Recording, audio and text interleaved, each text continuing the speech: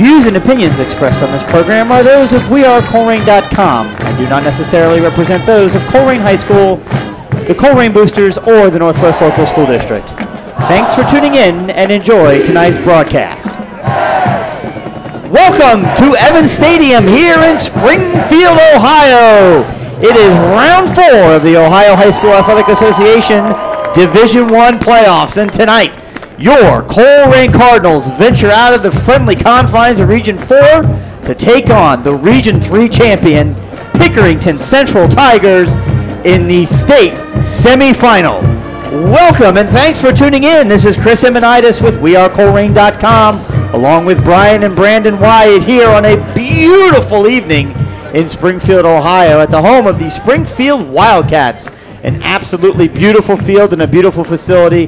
Very fortunate to be here tonight as your Colerain Cardinals, on the aftermath of their 21-14 victory last week in the Region 4 championship game against the St. Xavier Bombers, have moved on to the state semifinal. The winner of tonight's game will have punched their ticket to Canton, Ohio next week for the Ohio High School Athletic Association Division I state championship game. But let's not put the proverbial cart before the proverbial horse. We have a gigantic task in front of us tonight. Let's clean up some housekeeping items. First and foremost, thank you for joining us tonight. We are so very excited to be bringing you this state semifinal. First time since 2015, only a couple of years ago, since the Cardinals have made it this far, but we're very excited to be here.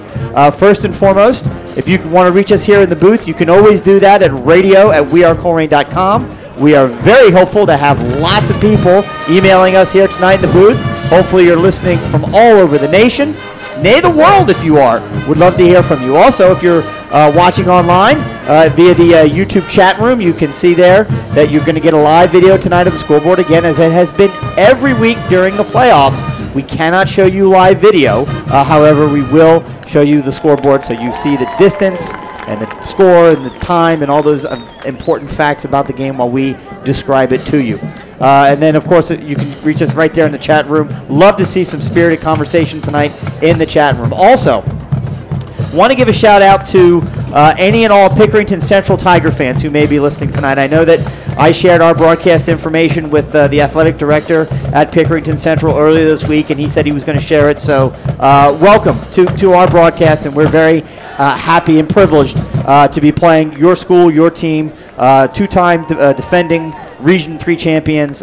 Great program, great school, great kids, and we're really looking forward to a very good, very competitive battle tonight. Warn you ahead of time. Obviously, we're Colerain announcers, so we're going to be a little homerish. Chris, I have no idea what you're talking about. I would assume that you would understand and expect that. Other than the Colerain Cardinals are the greatest. No, I'm kidding. No. We have tremendous respect for Pickerington, what you've done on the field. Your history matches ours, and in some cases even exceeds it. So we're very excited to be playing you guys tonight. So let's get to it. Let's talk a little bit here. We've got just under 12 minutes to go before kickoff, which, by the way, we'll mention it again, but Colerain did win the flip, and they did choose the coin toss, the flip of the coin, and they did choose to receive, just like they did last week against St. X. So Colerain will start off with the ball in the first quarter. So a couple of things I want to mention here at the onset, and we're going to mention it again also finally. Brian's got a very important list of people that he wants to talk about. I want to thank personally all of the individual Colerain boosters that are out there that are listening. And if you're not a Colerain booster, we're going to invite you a couple of times tonight to join the Colerain boosters and donate, because everything that we do because the boosters allow us to do it. And the boosters are the people like you that are out there that donate to the Colerain organization every single year. It doesn't have to be a tremendous amount, but every little bit counts. In the upper right-hand part of your YouTube screen, you'll see a little widget. It's a little round white circle with an eye in it. If you click on that circle, a little box is going to pop up, and it's going to allow you to, online, right then and there, donate to the Colerain Boosters. It is a fee-free transaction. There are no additional costs to you. There are no additional costs to Colerain High School or the Booster Association. It is something that is run through YouTube and through Google to help promote donations to 501c3 organizations, which, of course, that's exactly what the Colerain Boosters are. We've gotten some donations throughout the course of the year, $5, $10, $25. What we do is free. We don't charge you for it. A lot of schools do. You have to pay in order to hear and see the broadcast. We don't do that because the boosters provide it for you. So those, on the individual side, we invite you to join, invite you to make a donation if you're thankful and appreciative for being able to hear the broadcast. Brian, you've got a whole list of other people we need to pay special thanks to. Yeah, I got to thank our corporate sponsors. We're going to read you a list of them, and thank you. And if you can, they give us money. Let's support their companies. Let's go to their business. And if you want to be join the Colerain, it's an all year round, not just football, not just basketball. It's all the extracurricular activities around Colerain High School, White Oak Middle, and Colerain Middle. So if you want to be a corporate sponsor, just look for our contact information on our website, and we'll get in touch with you. But thanks again to Arab Pest Control, Fast Signs, Friedhoff Accounting, Friendship Baptist Church, Hoding Realtors, Joseph Toyota of Cincinnati, Langdon Meats and Fine Wine, La Rose's, Life Touch, Long Schaefer and Company, Northwest Association of Educators, Queen City Running, Supercuts, Thrivent Financial at Susan Bennett, Underground Sports Shop, and the Colerain Cardinal Corner, Valley Metalworks, Kona Ice, Midwest Stonescapes, Quaker Steak, Plato's Closet, Game On Sports, and a special thanks to Joe Capel Landscaping.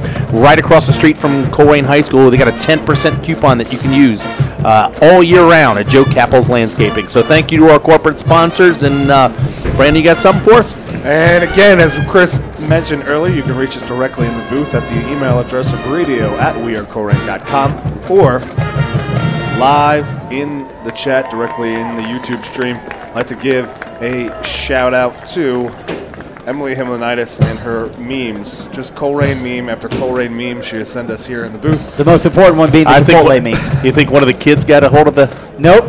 That's your wife? She learned how to do memes, and she's a big fan of them, and she also said the most important one, which is a picture of her eating Chipotle, which goes all the way back to 2004 when she had Chipotle every single Friday before we played in the playoffs. And I told her, I said, look, you got to keep doing that. Chipotle's not a sponsor, I'm just saying. I'm just saying. It brings wins to the program. Let's also give a shout out, as is every week, to Jim and Terry Shearer listening in Chicago, Illinois, along with Roy Stevens. Everyone out there listening now. So let's talk about this team now. Pickerington Central, the Tigers. Let's talk a little bit about them. I'm going to toss it over to you, Brian, here in a minute. You talk a little bit about these players. Some of the names we're going to be hearing a lot. I'll do a quick overview of the team here. They're 12-1. They were first in the OCC Ohio Capital Conference. It was their, I believe, 12th consecutive year of winning their conference title, so congratulations to them. Their only loss on the year was to perennial Division III power Trotwood Madison. They lost 28-19 way back in Week 3. Of course, Trotwood at this point, 13-0, still undefeated, so they're getting it done at the D3 level. So this is a formidable team, no doubt about it. Brian, talk a little bit about this team, what we're going to see from them offensively, defensively, and some of the players. Well, we've said, 12-1. They've played a couple teams from different states. They played the Detroit Cass Tech, travel in from Michigan. They took care of them, and Indianapolis Cathedral. We've heard that name many times, and we faced these teams way back in the Skyline Shootout days a couple of years ago when we saw them and took care of it. But tonight, the team to watch is led by sophomore quarterback, Demetria Crenshaw, 6'2", 200 pounds, a dual threat. He has thrown for 1,000 yards. He has rushed for 1,000 yards. A big play waiting to happen. A lot of comparisons to Braxton Miller or Jalen, and for you GMC people listening tonight, Jalen Marshall. A tremendous athlete, just a sophomore, is going to get better, and he's got an entire offensive line in front of him, averaging over 300 pounds, all seniors. So he's got, and what we'll see from them, they'll spread it out all over. They'll run, they'll pass, different formations trying to confuse, but you got to stop the quarterback. But they use 4 or 5 different running backs, lots of different formations. So look for Xavier Henderson. He's a defensive back. He's already committed to Michigan State. He'll get maybe some carries at running back tonight, and we'll see him as a wide receiver. Jeremiah Wood, running back defense. He's committed to UC, he has offers from UC, Iowa State, and UK. I mean, they're all over it. Trenton Gillison, the tight end linebacker, committed to Michigan State. Alex Morgan, the tight end, committed to Toledo. So they got 2 tight ends that are Division I, plus an all-senior front line. This defensive line and linebackers from Colerain, it's going to be a test tonight. Absolutely. Those are all the key names that you've got to keep an eye on. Brandon, you've watched some film this week of Pickerington Central. Kind of give a flavor for what it is that we can expect to see from this team in terms of play offensively and defensively? It's going to be Demetria Crenshaw, and then it's going to be Demetria Crenshaw, and then if they're going to really mix up, and they might go to Demetria Crenshaw. This is a team that's they don't want to keep formation tight. They might spread out some wide receivers to give some pass looks, but they're very big up front, not very agile, not very fleet of foot, as you would, but everything revolves around the quarterback. There's not a lot of fancy pass works. They're not going to be intricate pass routes. They're going to be simple 1-2 man reads, if not, or it's going to be a play action, throw it deep, or play action over the middle of tight end. Nothing, but they're going to try to use formations to get advantages on the Colerain defense. Well, and they like the big plays. You talk about their passing game. They have 2 receivers that are averaging over 20 yards a catch. I mean, they hit. They're like Colerain. They hit the big play. And it's the exact opposite of St. X. For St. X, we know last week, they're not going to hit a big play. They're going to dink, dunk, work their way down the field. Demetria Crenshaw is not going to do that. He's not Chase Wolf throwing the football. It's just a sophomore. It's going to be big plays through the air, and then we'll just kind of work it on the ground with him on his feet. Start to see a little bit of applauding now at the Pickerington Central Tigers, and I'll just be referring to them as the Central Tigers for the rest of the game. They're coming out onto the field now, lining up in the end zone. They're going to get ready to run with their pep squad out onto the field. Of course, they are the visiting team. They are in all white with their purple trim, purple numbers. We will take a minute for our national anthem.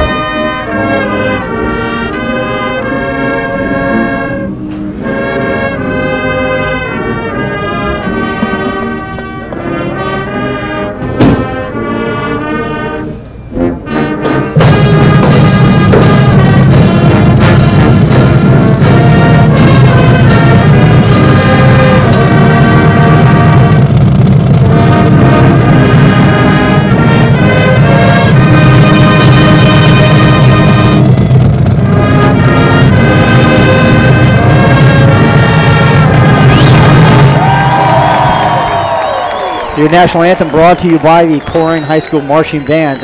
Very excited, of course, obviously, to have them here as they follow and support the football team for however long through the playoffs they go. So, we're getting ready to start coming up on 2 minutes to play here. Defensively, we didn't really get a chance to talk about them defensively, Brandon. Quick team, fast team, athletic team. I would not say they're overly big on defense, but, they make solid tackles, I think, and and it's going to be really the opposite of what we saw. Again, there's a continuation of last week, right? The opposite of St. X is they're going to have good tackling, but not fantastic DBs, and the strength of their defense is their linebackers.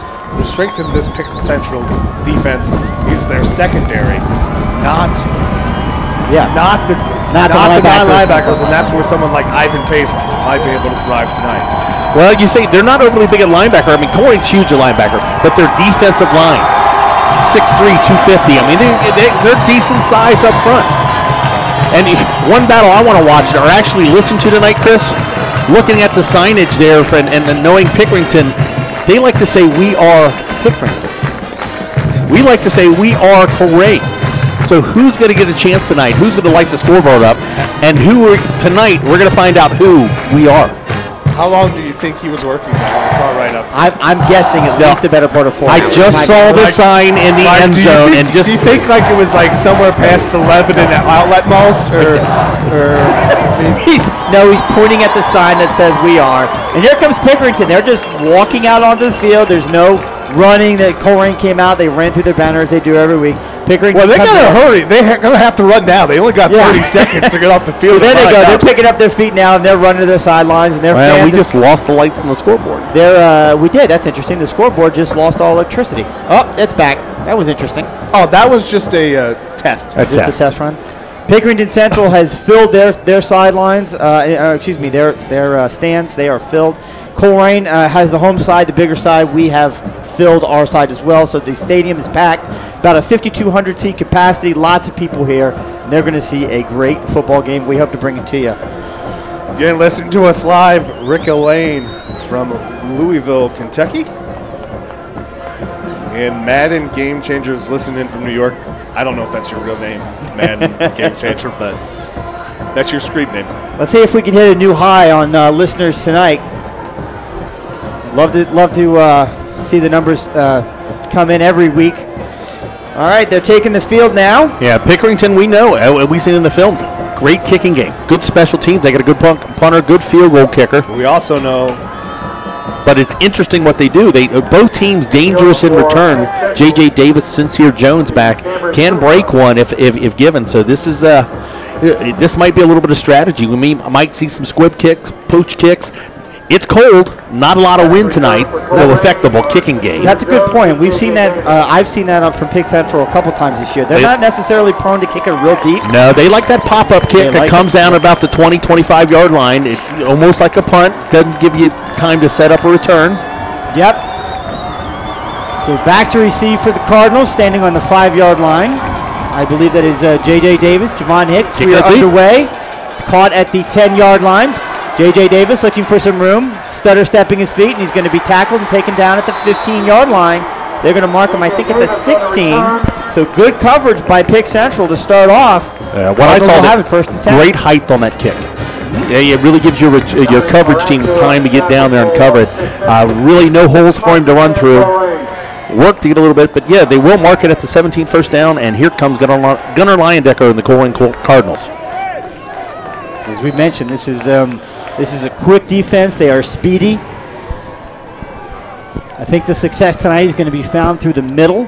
We'll see what happens. Traditional wing formation here. Gunnar takes the ball, hands it off to Ivan Pace. He's going to take it and move forward. A lot of juice by Pick Central. They're going to tackle him, but not before he picks up 2, maybe 3 on the play, up to the 20. Yeah, Colerain comes out the traditional wing formation. They're going to give him 3 yards, 4 yards, 3 yards. 20, started in the 17, 3 yards. Yeah, 3 yards. What I see there with that big defensive line, Colerain to start off with a little bit wide splits in their offensive line. Not extreme like we've seen them in the past.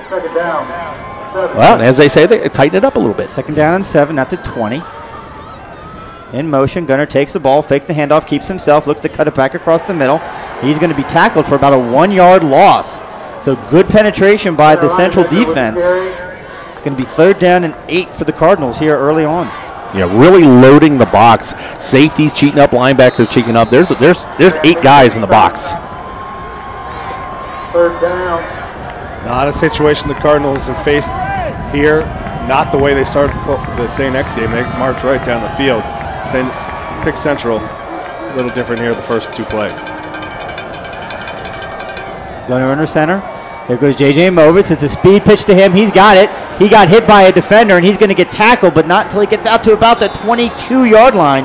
But it will be well short of the 1st down. Good penetration by Pick Central. Once again, their speed sideline to sideline is going to cause those jet sweeps probably not to be as successful this week as they were last week. And I don't think that was really speed. That was Xavier Henderson pushing Sincere Jones back into the play. Sincere Jones blocking on the edge. It wasn't anything about speed. He just pushed Sincere Jones back into J.J. Davis, caused him to disrupt, cleared his momentum, and the Cardinals are forced to punt. So snap is back to Lawson Sandusky. He's got it, kicks it. It's a low line drive, and it's caught inside the 45-yard line. Colerain is there, and they wrap him up and take down the return man, but he gets it out. It's great starting field position. They're going to mark him at the 46-yard line of Pickerington Central. So 54 yards to go for pay dirt for Central. That's where they'll start off. You get to see the sophomore phenom, Demetria Crenshaw. This Colerain defense has been lights out, and they're going to have to really step up their game this week against a very, very fast, very dynamic offense in Pick Central. Under center, Demetria takes it, hands it off right over the middle. Didn't see who carried it that time. We'll see who gets up off the ground. That was number 3, Xavier Henderson. Yep, Xavier Henderson takes it up to the 50, so 4-yard gain on 1st down. Nothing fancy, they just lined up. 2 tight ends, 1 running back, running straight at this Colerain line. trying to take advantage. As we said, this offensive line averaging 6'1", 300 pounds. Xavier Henderson now splitting out wide, and Demetria in the shotgun. Comes back in, fakes the handoff, keeps himself. It's a design play. He's going to try and run, and he's going to get nowhere. The Colerain defense steps up, and they take Demetria down for a 1-yard loss. That was definitely a film room play. Ivan Pace, they went 4 wide, 2 to each side. Xavier Henderson came in motion underneath, and as soon as he did that, Ivan Pace followed him. He knew the read option was coming and tackled Crenshaw immediately. And I don't know how much of a read option that run. He really didn't sell the fake. I think he was keeping that all along. Oh, he was. There was no question he wasn't. So here's a 3rd down and 7. So 4 wide receivers again, 2 to the left, 2 to the right. Crenshaw in the back all by himself. 3rd down and 7. Snap is back, looks to pass, tosses over the middle, and it is caught at the Colerain 40-yard line. And then move forward for an additional 2 yards, so it'll be a 1st down. Catch made by number 4, Tristan Peppers. Yeah, Tristan Peppers just found a little seam handle. The quarterback had plenty of time to throw, not too much pressure. Just sat down behind the linebacker in front of the safety. Just a little quick hook route, safe route to run, and he hits him in stride. So it's 1st down for the Pickerington Central at the Colerain 38. Yep, Demetria Crenshaw under center. Oh, now he's backing out of it. The 2 ends split wide, 1 to the top. Trenton Gillison, big MSU recruit, split out wide to the right. Crenshaw in the back in the shotgun now. Xavier Henderson back there with him, and now he splits out wide. Drops back, looks to pass, throws it, dumps it off to Henderson. He's got it, and he's going to bowl through and pick up huge yardage all the way down. We'll see where they mark it, where they mark him out of bounds, right around the 25-yard line. I'm not sure it was all the way up at the 20. Yeah, he never went out of bounds. Yeah. Who did he truck over on that side? Sincere Jones expected him to go out of bounds, so he kind of let his momentum, but Henderson did a good job of keeping his momentum in bounds, and he gets it down to the 20-yard line. Yeah, he just dropped his head and put his head into Sincere's chest and just pushed him back, so I'm not going out of bounds. He took the fight to him, so 1st down from the 20-yard line. 6'2", 195-pound senior. He's a big boy, and he delivers a big hit, though, Xavier Henderson. There's Demetria, drops back. Ball's on the ground. We'll see who comes up with it. Neither team is celebrating right now, and that usually means the offense has it. Yep, and that'll be the case. Not sure who comes up with it. Yeah, they do lose a hard. Was that a fumble on contact? See, that was a mishandle. I don't know if it was the running back thought it was play action and didn't go, or if it was supposed to be play action, or if it was supposed to be a run and Crenshaw kind of, and the running back didn't expect the ball. So you don't know, but as a mishandled snap, it'll be 2nd down and 11. So 2nd down and 11 on the 21-yard line. Jeremiah Wood in the backfield. Demetria comes back down this time, does hand it off to Wood. He's hit right at about the line of scrimmage, but he does push forward for a couple of yards. So it'll be 3rd down and long upcoming for Pick Central. Back to the situation they had 2-3 plays ago. Yeah, it's going to be a 3rd down and 8. They can do a lot right here. They just want to kind of, if they get it, and it might be 2 down territory, but they've got a good enough kicker that they could, just to get some kind of points out of it. They don't want to do too much and turn this ball over, but Colerain, look at this, they really stacked the line of scrimmage. So there we go, there's a handoff. Taken, it's going to be enough for the 1st down inside the 10. The defense is surrounding the tailback, still on his feet, going to get it all the way down to about the 5-yard line where it'll be 1st and goal for Pick Central. That is kind of shades of Glen Estia right there, a little inside handoff of a counter. Didn't see the number that got it. Number 9, your starting middle linebacker, Gray Bransonford. Everyone thinks he's a blocker. He comes around on the tight end around and picks up the 1st down. So and Demetrix is under center, hands it off to number 7. He's going to try and take it. He's actually going to lose a couple of yards on that play. Again, Jeremiah Wood, the ball carrier. He was the 2nd leading rusher for this team, or 3rd leading rusher for this team. The typical starting running back, number 5, is out of tonight's action. Ivan Pace just came out limping, so we'll see what's wrong with him. Monte Smith-Moore comes in to spell him. So 2nd and goal for Pick Central, back at the 7-yard line. Demetrix is under center, takes it, hands it off into the backfield, and number 11, Ethan Stout, saw that and sniffed it out, and there's a tackle for loss in the backfield. And they tried that little fake trap inside, a handoff again, different kind of look from it this time. This time they try to go with a running back across the play-action roll. And Ethan Stout in the backfield there to make the play. That's another 3-yard loss. We've seen Ethan Stout play defensive line early, drop back to linebacker. What he gives you up front, he's stronger. For 205 pounds, he's strong. But his quickness off the ball, it has great anticipation. So 2 for 2 on 3rd and longs. It's 3rd down and 10, goal from the 10-yard line for the CSA pass here on 3rd and goal from the 9. Drops back, looks the pass, does Demetria. And flags on the field. The Colerain crowd seems to be excited about something they saw. So we'll see what the official call is. Legal procedure on the Tigers. It'll be now it'll be 3rd and goal from the 15-yard line. Unfortunately, trying to track down some of the stats for Pick Central was more than a challenge, to say the least. So I can't really say a lot about their penalty. So I don't know if this is a team that's penalized a lot, penalized a little. But that's obviously something that'll play an impact on tonight's game. So that's a 5-yard loss, makes it 3rd and goal, but all the way back at the 15-yard line. Gives them a little bit more room to work with. In the shotgun is Demetria. Empty backfield now. 3 wide receivers, and we've got another flag. Again. And a lot of movement. I believe it's a right guard. So what we've seen so far from Pick Central is they're not going to come up to the line and stay in the formation. They're going to come up to the line, get into formation, and then shift.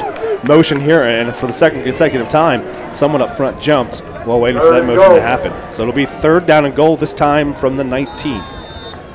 So they started it off. They got all the way down to, I think, to the 9. The 4-yard. Doesn't it? The 4-yard line? Oh, that's right. You're absolutely correct. So they've gone back 15 yards on some tackles for loss and 10 yards in penalties. There's a man in motion. Demetria in the shotgun. Drops back, looks to pass. Got a little bit of time. He's going to take off and run it himself. He's not going to get it. He's going to be tackled right at about we'll call it the 14-yard line. So it'll be 4th down and goal, and on comes the kicking unit. Now a little bit about the kicker here. I've got his name right here. Cameron Kubra. He is, as far as I could tell, 5 for 5 on field goals this year. His long is 37. So this is definitely, I think, within his range. This will be a 31-yard attempt. Let's see what he can do. On to put some points on the board and strike first for Pickerington Central. Snap is back, hold is down. Kick is up, certainly high enough, but it is good. There you go. So Cuba coming through for Pickerington Central gets them on the board first. 3-0 with 3:56 to go here in the opening quarter. I tell you, first quarter burned up a lot of that clock, a lot of time possession. Colerain a 3 and out, give the field position, and Pickerington Central takes advantage of it. But it's just 3-0. It's early. I want to take a second here and give a shout out to my dad, who is listening live with my mom at Mercy West Hospital, right there off North Bend Road. He's not feeling so good, and he's in the hospital. And Dad, I wish you a speedy recovery. I hope you're doing well. Thinking about you, and hope to get a chance definitely to come out and see you sometime this weekend. Cardinals will get a chance with their second offensive series upcoming here. Need to do a little bit more than what they did that first time, but again, we talked about it multiple times. Anything that this Colerain staff does really well, it's adjustments. So yeah, they've been very vanilla offense to see what the defense is going to do, and then they make their adjustments very quickly. So what will be interesting is Ivan Pace came out once they got goal to go, and he really hasn't gone to the training table. He's just walking up and down the sidelines. We'll see if he'll stay in at fullback for the Cardinals. Well, having Ivan Pace tonight, without question, is critical. So there's a hard line drive kick. J.J. Davis is going to let it go into the end zone, and the Cardinals will start off 1st down and 10 at the 20. So looking for a push up front. This big defensive line against the Colerain offensive line. Your starters for the Colerain: Jacob Davis, Nick Kroger, Ace Aaron Schwenner, T.J. Ganella, Rusty Feth, and Luke Ponting at tight end really have their work cut out for them. They got to clear the holes for your starting quarterback, gunner linebacker Ivan Pace, Javon Hicks at wide receiver, J.J. Davis, and Sincere Jones. Looking to get something going in this second possession. And to answer that question, Deontay Smith-Moore is now in at fullback. Doesn't have the power, may give you a little bit more speed, but man, look how the linebackers from Pickerington Central are really just piling up on that line. Yeah, they are. They're not respecting. Really stacking the box. But you know what? You're going to expect that because in our offense, you've got to stop that fullback first. Yep. And they're committed to stop the fullbacks, and Deontay Smith-Moore gets about 4, almost 5 yards on the first carry straight ahead. So if there's any kind of comparison that in terms of Colerain for what Pick Central's played this year, it's definitely Lancaster. We'll talk a little bit more about that after this play. So 2nd down and 6, 4 yards on that first gain.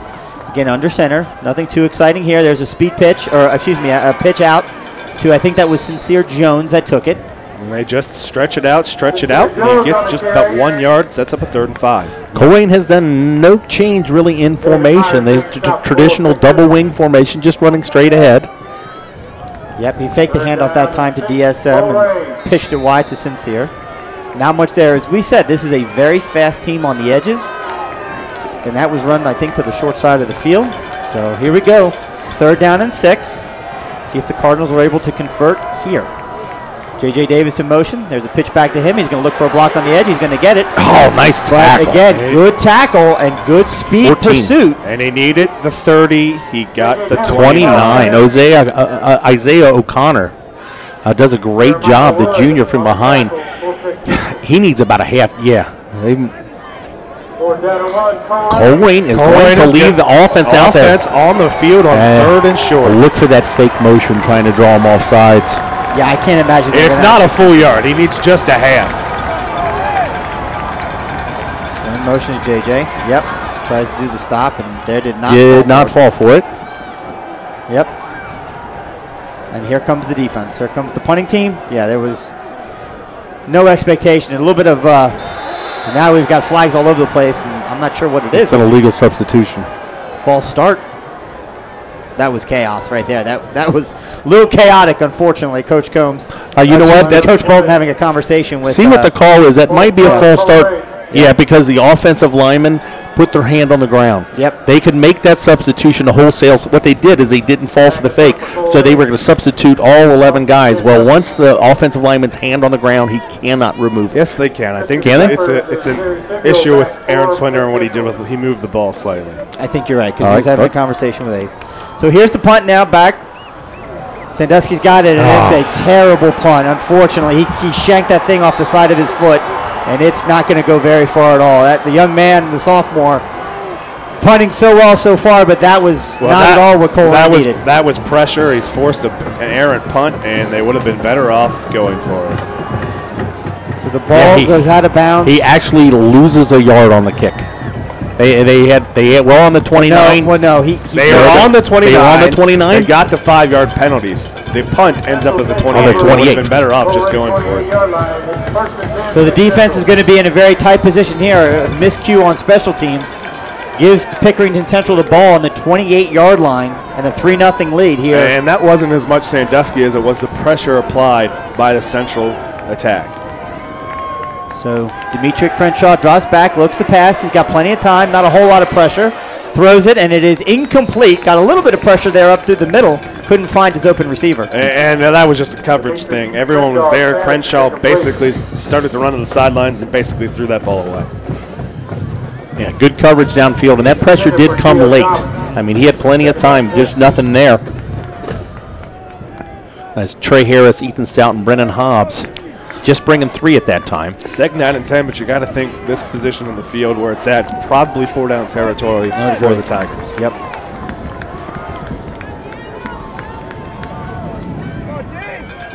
So empty, single set back. Crenshaw now up at the line of scrimmage, takes the ball, hands it off. He's got it into the open. Good tackle made. Still trying to run, but he's down. Gets it out to about the 22-yard line. Going to be about 4 yards shy of the first down. I think that was Xavier Henderson on the carry. And I'd expect that we'll see him in the backfield a lot, although there he comes right off the field. Again, 3 guys on, 3 guys off. That's how 4 on, 4 off. That's how Pick Central does it offensively. They have lots of substitutions. And they brought off a bigger 2 tight ends. They brought in a bunch of wide receivers. They're really going to try to dictate the offense by use of formations and motion up front. So I think it's 3rd down and 4. The scoreboard showing 3rd and 2, but I think it's closer to 3rd and 4. Now in the shotgun, man in motion. He takes it. Crenshaw is a designed run. He's going to keep it himself and try and get the first down, and he's not going to get it. Right. He got to the 20. He needed the 19, but to your point, Brandon, only needing 1 yard. You'd expect him to go for it here on 4th down. Yeah, we're going to see them bring right back in that big package that has their big tight end. And Colerain's going to bring up a couple defenders. Rusty Fifth in the ball game. Taj Roberts. Along with Taj Roberts. They're going beef on beef. 4th down. They need about a yard, maybe a yard and a half. I expect they're going to hand the ball to Xavier Henderson and let him find the hole and run. I'll tell you what, if they did a play-action pass, it'd be a touchdown right here. He's going to take it. He's going to hand it off to Xavier Henderson. He's going to bowl through the line and get what he needs for the first down to the 17-yard line. So 1st and 10 for the Tigers. Yeah, Eric Phillips makes the tackle, but they just want, Colerain kind of put a lot of the beef off over the center. They run off tackle. Good play call. They needed 1. They got 2. That should be the final play of the quarter. This game is flying by. Both teams keeping the ball on the ground and running, and we do not expect a high-scoring affair today. And after 1 quarter of play here at Springfield High School, it's the Colerain Cardinals 0, the Pick Central Tigers 0. 3. So again, thanks to our corporate sponsors to make everything that we do here at wearecolerain.com gives us the ability to showcase our student athletes, not only from Colerain High School, but from White Oak Middle and Colerain Middle. Not just the athletes, but all the extracurricular activities around the school, from show cards to chess club, everything, the new auditorium, softball, everything we do here. Thank you to our corporate sponsors. Again, that is Game On Sports, Plato's Closet, Quaker Steak, Midwest Stonescapes, Kona Ice, Mid-Valley Metalworks, Underground Sports Shop, The Cardinal Corner, Thrivent Financial, Susan Bennett, Supercuts, Queen City Running, Northwest Association of Educators, Long Schaefer and Company, Life Touch, La Rosa's, Langdon Meats and Fine Wines, Joseph Toyota of Cincinnati, Hoding Realtors, Friendship Baptist Church, Friedhoff Accounting, Fast Signs, Arab Pest Control, and Joe Capples Landscaping. And remember, you can reach us in the booth at radio@wearecolerain.com or directly in the live chat. We got a shout out to Lenny Lopez, listening in Corona, California, Chris Walker from Houston, Texas, Michael Faki, and Lisa Cole as well. Resetting, it'll be 1st down and 10 for the Pick Central Tigers at the Cardinals 17-yard line. The Tigers lead the Cardinals 3-0 after 1 quarter of play. Okay, and on defense, substitution back in the ball game after getting nicked up. Ivan Pace back in. He's been out of the whole defensive series. Was he in the last? He's been in, but people at home can't hear that. I said it as soon as he walked out. Oh, did you? Okay. I know you don't listen to me. What? Who are you? So it seems to be some hold up here, not getting started right away. It might be a television timeout. There's a guy in a Spectrum shirt that's running off the field now with a wire. The wire's still on the field. He probably want to get that off. The wire. Normally that guy's got a Wrangler. The wire is still on the field. Still on the field. There we go. He's going to pull that off. So 1st down for the Pickerington Central at the Colerain 17. 3 wide receivers. 1 in motion. Demetria rolls, looks to pass. Now he's rolling back his other way. Looking to pass. Still on his feet. Going to run. In the back. Yep, he's going to get out of bounds. He decides to tuck it and run. He's going to pick up about 4 yards on the play. No, he's not. He stepped out of bounds at the marker. Oh, did he? Okay, yeah, so much closer to the marker than I thought. I'll tell you what, that was an interesting play. They were looking. It looked like they were looking for a shovel pass. Colerain covered it, and he kept it outside, and he had the option to throw it to the outside. Colerain picked that up, and he just kept running and used those guys that were in front of him. Kind of lucky they didn't get a lineman downfield or a block right there, but he does pick up 1 yard. Yeah, probably look closer to a half yard, but it'll be 2nd down and long. Under center, takes it, hands the ball off right over the middle, and met immediately at the line of scrimmage. Dan Bolden making his presence known to Xavier. Was that Xavier Henderson? That was Xavier Henderson. Okay. They're going to give him another half yard. So 3rd and 8. And so far, this has really been the difference early on. Central has been very successful on 3rd and long with the ball on the ground even. So we'll see what they do here. Big play for the Colerain defense early. We'd like to try and force another long 4th down attempt or even a field goal. Man in motion. Demetria Crenshaw is going to take it and run it himself. He found a little bit of a hole. He stayed on his feet. He's going to fall forward to the 10, but he needed the 8, and he's not going to have enough. So it'll be 4th and short. It'll be interesting to see what they do here. I assume they're going to kick the field. Well, interesting. When you have a 3-point lead, you're getting 3-4 yards of chop. He's going to need a straight quarterback draw there from Crenshaw. He had some space, and he thought he had some more, but Luke Bolden did a good job, got a hold of him, and limited him to the 5-yard gain. And they're going to keep their offense on the field with a 3-point lead, and what they've done defensively, they feel confident they can stop the Cardinals here inside the 10-yard line. They're just trying to draw Colerain offside. No, they're not. I don't think so. Yeah, they are. We got a timeout from the sidelines. And I don't agree with this at all. The Cardinals have yet to pick up a first down. Take the field position away. You've completely won the field position battle so Even far. if you get stopped right there, you rely on the defense. It's doing a good job. Who knows? I mean, he's getting a look for the Colerain. Maybe they come Gets back. to see the defense, calls a timeout, can make any changes he wants, but looks see like that- some of the offensive guys are going out of that huddle to the bench. Yep. And the quarterback is walking to the sideline. So in that huddle, This would be a perfect place. This Perfect coach, place. this coach is Don't known. say it. This coach is known for his fake punts and fake kicks. He's really just known for fake punts, not fake field goals, but this would be a good spot for him. Why not? Why not? One of these days it's going to happen, Chris. I know. They want to put points on the board. I am really surprised they're not going for it with the moderate success they've had on offense. It's 3 yards. I mean, if it were a yard, maybe, but 3 yards it's a lot. Yeah, they're bringing up Cameron Kubra again, successful the first time. This will be a 27-yard By the kick. stats, by our correct stats guy, he is 6 for 6 on the year.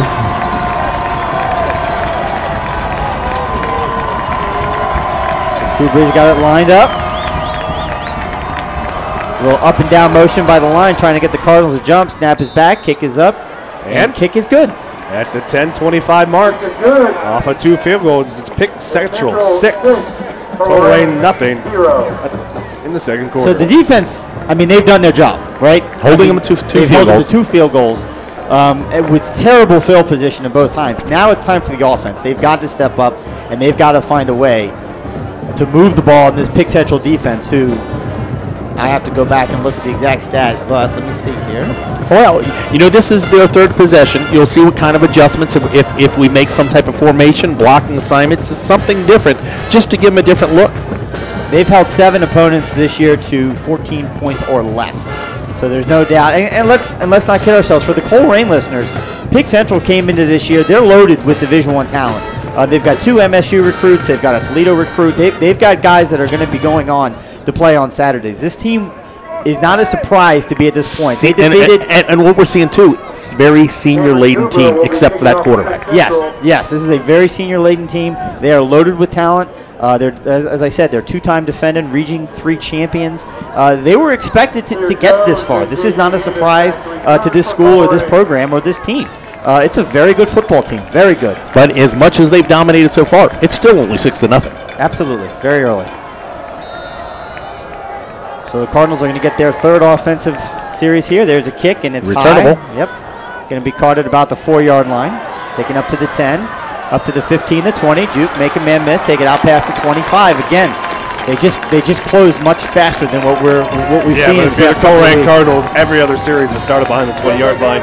You'll take the 27 to start your third series. We're in the second quarter. Cardinals have only had the ball 2 times. 6 plays? 6 plays. No first downs yet. No first downs. So kudos to Pick Central on the defense. They have done their job stellarly, not allowing Colerain to get a first down yet. Cardinals have gone now to I formation, tackle over. You're going to try and mix it up a little bit. Gunner's got the ball, keeps it himself. It's a pitch, and he's going to run out wide, and there's going to be some room to run there. J.J. Davis has got it. He's up to the 40, the 45, and he picks up the first Cardinal first down of the night to the 49-yard line. And a little different. Pick Central's been trying to use formations to dictate the defense. This time the Cardinals do the same thing. They're going to tackle over, run no fullback dive, just a speed option, step back. Ivan paces the lead blocker. Blindendecker sees the read, pitches it. J.J. Davis does the rest out to midfield. So once again, lined up in that I formation at the 49. Gunner takes it now. This time he rolls. He's going to keep it himself, and he's going to be pushed forward. He's actually going to get positive yards. I thought he was going down in the backfield, but he pushed it over into Pick Central territory. He'll pick up 2 yards on the play. Yeah, J.J. Davis is upset there, but that's a good play by Linedecker. Pick Central kind of jumped that play after the Cardinals just ran it, basically going the other way. They're on it. Linedecker does a good job just to get back to the line of scrimmage and actually pick up 2. So let's see here on the second down and long play, 2nd and 8. The offense comes out looking like got to give your defense a breather. I formation once again. There's Gunner, takes the ball, fakes the handoff, keeps it himself. It's a pitch late to J.J. Davis. He makes a man miss. Stutters, tries to get around Xavier Henderson and just can't do it, but he's going to pick up enough for another first down to the Pick Central 37-yard line. I'll tell you what, Xavier Henderson reminds me of another kid that went to Michigan State a year ago. The starting corner for Michigan State went to Fairfield, Josiah Scott. Cardinals were going at it, just going wherever the defense dictated, but every time they went that side, Josiah Scott prevented a big play. Xavier Henderson does it here for Pick Central, but it's another Cardinal first down. Yeah, ball spotted at 37 at Pickerington Central. Sticking with that I formation. Gunner under center. First down and 10. Takes the ball, rolls. Going to keep it himself. He's going to get through, plants his feet. Going to pick up more positive yards, this time down to the 32-yard line. So 5-yard gain on first play. What this formation has done, I don't know if you noticed, Pickerington Central's linebackers were really cheating over the center, taking away the fullback. The success on the outside, they spread out. They really only had one middle linebacker that time. So Gunner makes a proper read and keeps it himself. Look how they've spread out the defense a little bit. Yep, that's a great observation, Brian. Good call. So big in the I formation. Fullback. Yep, he's going to take it, hand it off to the fullback. Face mask. Nope. Going to get it all the way down to the 30, just inside the 30, right at the 30. See when they mark it.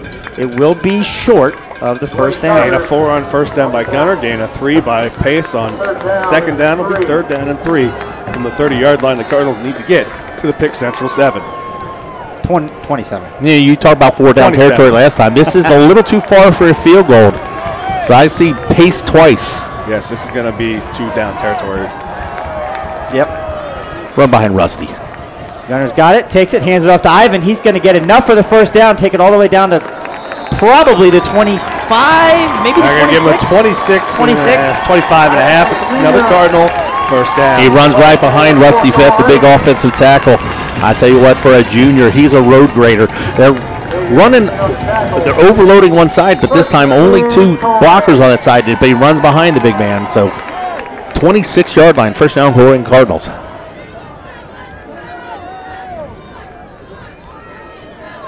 The I formation finding some success here. Interestingly, they're moving back to the traditional wing. Ivan Pace right behind Gunner. Sincere in motion, takes the ball, hands it off. Good pursuit by the defense, but he's going to pick up 4 yards on that play. The Pick Central defense flying all around. Well, that was kind of a lucky play for Pick Central. The fullback dive was there, but they kind of got a hand on him, changed his momentum, and allowed them to kind of capture him. He's still going to pick up 3.5, 4 yards, but it could have been a lot bigger gain. Yeah, one of the defensive linemen just got a hold of his jersey, just enough to kind of slow him down. Ivan Pace runs through that, but you're absolutely correct, Brandon. Slowed him down enough for the pursuit. So back in the wing formation, there's a counter to Sincere Jones. He drops it, falls back on it, so Colerain will retain possession. Just a little yips there. Unfortunately, it's going to be a 5-yard loss, and it's going to be third down. Oh, what I'm seeing, too, Rusty Feth pulling himself out of the ball game, holding his arm. You don't want to lose your top offensive lineman. Hopefully it's just a stinger. It's a little bit cold outside. That would be bad news. Taj Roberts going to come in. But, yeah, Colerain was going for the counter. Just not sure of the handoff right there. Never really got it cleanly. This is where you're going to see your third down pass. Right here. I'm calling it. Third down and 11. Really? Third down and long, you're going to act like calling a pass is a big surprise? For our offense? Kind of. We'll see how much they crowd the box. In the I formation, back to the I formation, and there's a whistle. And just with the confusion, with the injury to Rusty Feth, he didn't go down, so there was some confusion about positioning up front for the offensive line. Play clock got low, and a timeout by Coach Board on the side. Colerain moves their offensive line around. You got your quick tackle, strong tackle, and depending on the formation, they'll move them around. That late substitution by Taj Roberts because of the injury, they were kind of confused of where they were to be. I think they could have got the play off, but it's better to be secured in this big third down conversion. Well, with only 6 minutes to go in the first half, you absolutely have to value every single possession. And we'll take this time to remind anyone you can reach us at the booth at radiowearcolerain.com or directly in the live chat. We got this from both the Ucotter and Hen families listening from Canada. Fantastic. Thank you for tuning in to tonight's game. 6-0 Pick Central. So we've got Louisville, we've got Texas, we got California, we got Canada. We got New York as well. How about that? On the strength of Cardinal Nation is strong tonight. On the strength of Camp Cubre field goals, Pick Central up 6-0 here. 6 minutes and 12 seconds left to go in the first half. Great crowds turned out by both schools. Pick Central has their side almost at 100% capacity. I mean, 98, 99, very close. And the Colerain Nation showed out in full force. It looks like they've got the entire home side over here filled up. So really nice to see both communities out supporting these young men. So 3rd down and 10. Cardinals under center. Under the I formation. No, sorry. Traditional wing. Gunner drops back, looks to pass. He throws it. It's up in the air. And there's going to be no pass interference. Ball was intended for Sincere Jones. It falls incomplete, so it'll be 4th down and 11. Yeah, he impeded his way, but it's not enough to, I think, warrant. I think that was just more of a momentum thing. He was going one direction and then the other. Not really a malicious intent on the wheel route. And that is just Gunner didn't have time. He went to throw and it kind of got hit as he threw it, caused an errant pass. The wheel could have been there, but just not. So Chris Mangold sets up what will be a 44.5-yard field goal. And what's good about it, I tell you what, seeing him coming off, I see Gunner holding his hand too. This is a long field goal attempt. Snap is back, hold is down, kick is up, short. And it's going to be short and wide. So Mangold, who typically is rock solid on almost every kick, just asked to do a little bit too much there, and it came up short. But as Brian, I think, was about to say, the good news on missed field goals. In high school rules, if it reaches the end zone, it's just like a punt. So Pickerington Central will take over, not where he kicked it from, but from the 20-yard line. So unfortunately, Colerain made quite a run from the 25-yard line all the way down to the 20-yard line. Good series for the Cardinals, but unfortunately come away empty on points. So still trail 6-0. You've given your defense a rest here. You've kind of flipped the fields a little bit. You're still only down 6-0. This is where the defense needs to make a turnover, make a big play. Yep. Force a 3 and out. Just hit somebody. Just hit somebody. Yeah, well, I mean, we've got a couple of guys. We've seen Ivan Pace limping. We saw Rusty Feth come off holding his arm. You mentioned Gunner was holding his hand. These are big names we can't afford injuries to. This is not a very deep team. Demetria Crenshaw takes it, rolls. He looks to pass. He throws it over the middle and just throws it into the ground. Number 8, he was looking for the tight end, Gillison, and he was covered. He's weird back like he was going to throw it to Ellison. I'm like, you do that. That's a touchdown for Colerain. But he threw it almost as hard as you possibly can directly into the ground. But it was a great read. They go play action. They go away from the play action and release the tight end. Eric Phillips stayed there. Sincere Jones is right there. If he threw that ball, it's a pick six. Yeah, and Deshaun Pace is sitting right there. Two guys in a smart play by the sophomore. That's what I was just going to say. Very smart, heady play by the sophomore quarterback. Knew what to do with it. So there's a snap one time. This time it's a handoff to a tailback who takes it. Big run. Going to pick up about 8 yards on the play. Is number 6, Simuel. That's their 5'9" kind of speed back. Typically lines up on the outside, but also will take handoffs out of the backfield, and he can move. There's no doubt about it. It's a misdirection, and it was almost sort of like the play that Colerain against X with the jet sweep underneath. This time, though, he cuts it inside more off tackle and picks up 9 yards. 3rd down and 1. So there's a handoff once again. Push forward through the Colerain defensive line, enough to get the first down. Needed 1 or 2, picked up 4. Use their size advantage on the offensive line. Said Colerain barely averaging 200 pounds, 300 pound across the board, all seniors. This Pickerington offensive line. I didn't see who got the carry, but let's give them credit. Luke Bolden got all sorts of penetration on that play. Did a good job of being patient and choosing his hole, and got to the seam that Luke Bolden had just unoccupied by getting to the point of attack. So they've gone, let's change the formation again, 4 wide, 1 running back, shotgun formation. Yep, Wood is in the backfield. Quarterback draw. And they moved again. That's that left tackle. Left tackle, left guard has been struggling all night. As you said earlier, they go in formation, they break it off, and then they go in motion, and they make a shift. And the offensive line, that's 3 times that left side of that line, has moved on the shift. And that's got to be some sort of timing thing, because that's what he's going around like, hey, the tackle is expecting like he's fine, but I don't know if the center just snapped it slow or if he just got a mistiming with the count or what. But it's a 5 yards in favor of the Cardinals. Make it 1st and 15 for the Pick Central Tigers. Ball taken back to the 28-yard line. Crenshaw in the backfield all by himself. Wood was back there, and he just took off, and Crenshaw's going to take it and keep it himself, and he's trying to get it. Gets him yards. And Dan Bolden just introduced himself for a second time and took down the sophomore, hit him hard, and took him down. Well, I tell you, coming up at the bottom of the pile, I'm trying to catch a number. That's 53. 53. No, 52. 52. Brennan Hobbs playing on a defensive tackle at 5 foot nothing, 200 nothing. Dan Bolden makes that tackle, but Hobbs held up that big offensive tackle and just gave him no room and just cleared the lane for Bolden. So second down, he got a yard, 14. So second down and 14. Once again in the shotgun, empty backfield. 3 wide receiver set, man in motion. Crosses the pattern. Crenshaw drops back, looks to pass. He's got a wide open guy out here in the flat number 4. He's going to try and keep it, and now he's going to run. He's going to make a couple of guys miss. He's still on his feet, and he's going to end up going down. He's going to pick up about a 2-yard loss. He tried to make something out of that was one of the most interesting plays. Colerain didn't seem like they wanted to rush on that. They just had 3 guys going, and they were sitting back, and the Pickerington receivers all ran like hook routes, stop routes, and everybody just froze for a second, and everybody was covered, so the quarterback had to do something. But everybody, you said Tristan Peppers was wide open. Yeah. He was also on the exact opposite side. It would have been a long throw, no doubt about it. But he was jumping up and down, waving his arms. I'm wide open. But you're right, and the way Crenshaw was clearly not looking over to that side of the field, and it would have been a long throw. So third down and 16 now. 3 wide receivers, all to the wide side. That's the way Crenshaw's going to roll. He passes it out to number 7, Wood, who's got it, and he's going to be met by 3 Colerain Cardinals and tackled at the 30-yard line. Deshaun Pace on the initial stop. Bolden helps out, and there was Javon Hicks up there. Stops him at the 30-yard line, just a 3-yard gain. Here comes that punting team. That's the best defensive stand the Colerain Cardinals have had all night.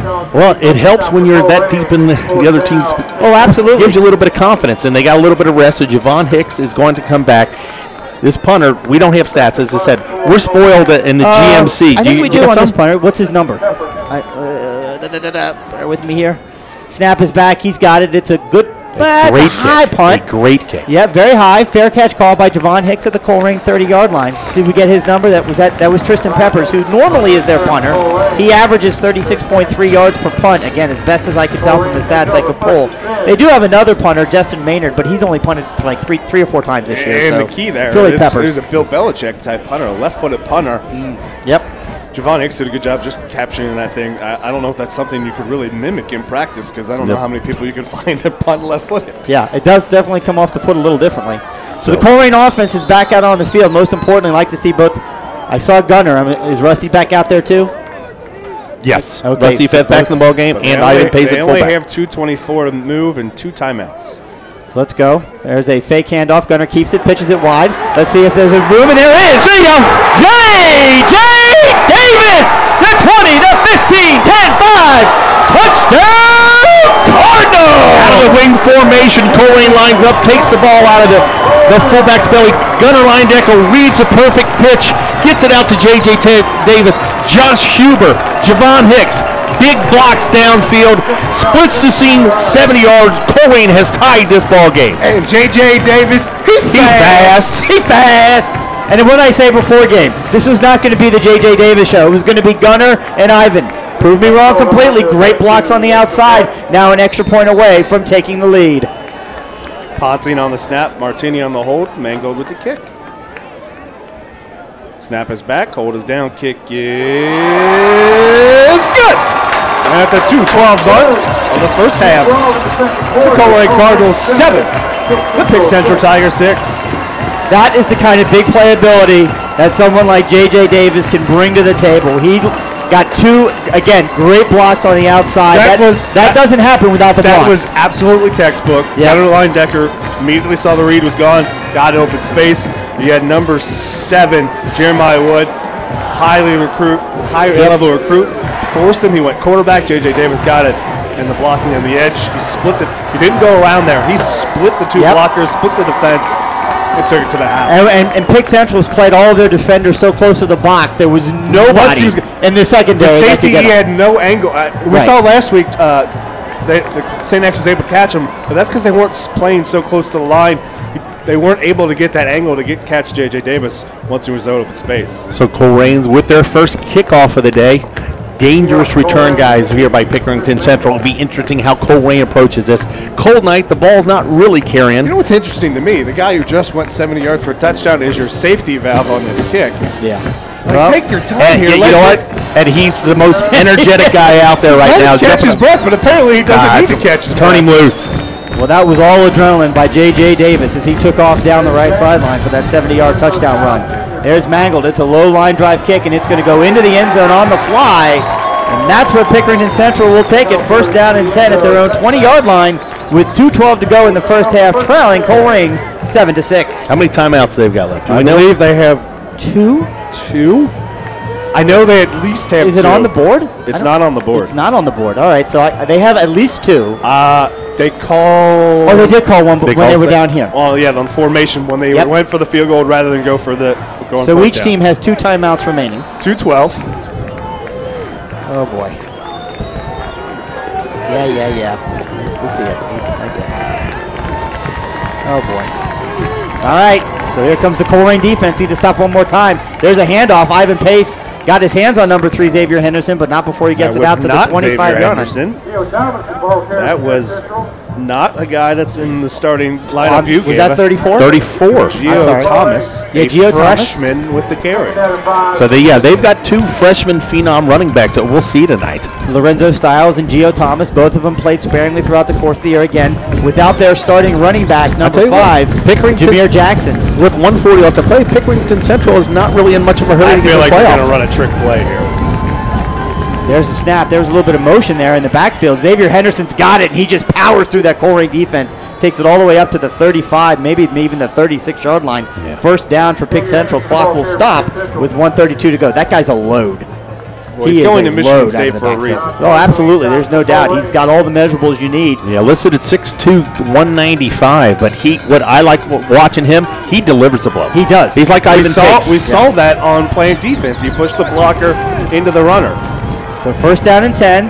Demetria drops back, hands it off over the middle. Number 7, Woods got it. He's going to pick up about 5, we'll call it 6 yards on first down. Cardinals are perfectly willing to give up that 6 yards, and they got to get Pace out. He is limping heavily. Deontay Smith-Moore checks in.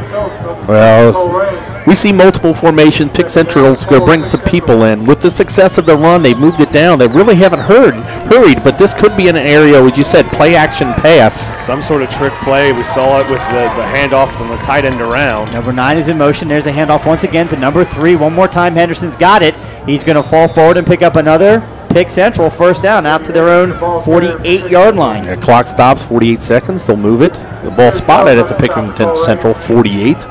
They absolutely can break one here. The Colerain defense cannot let up. They've got to continue to make good tackles. Central's offense now moving much quicker to the ball.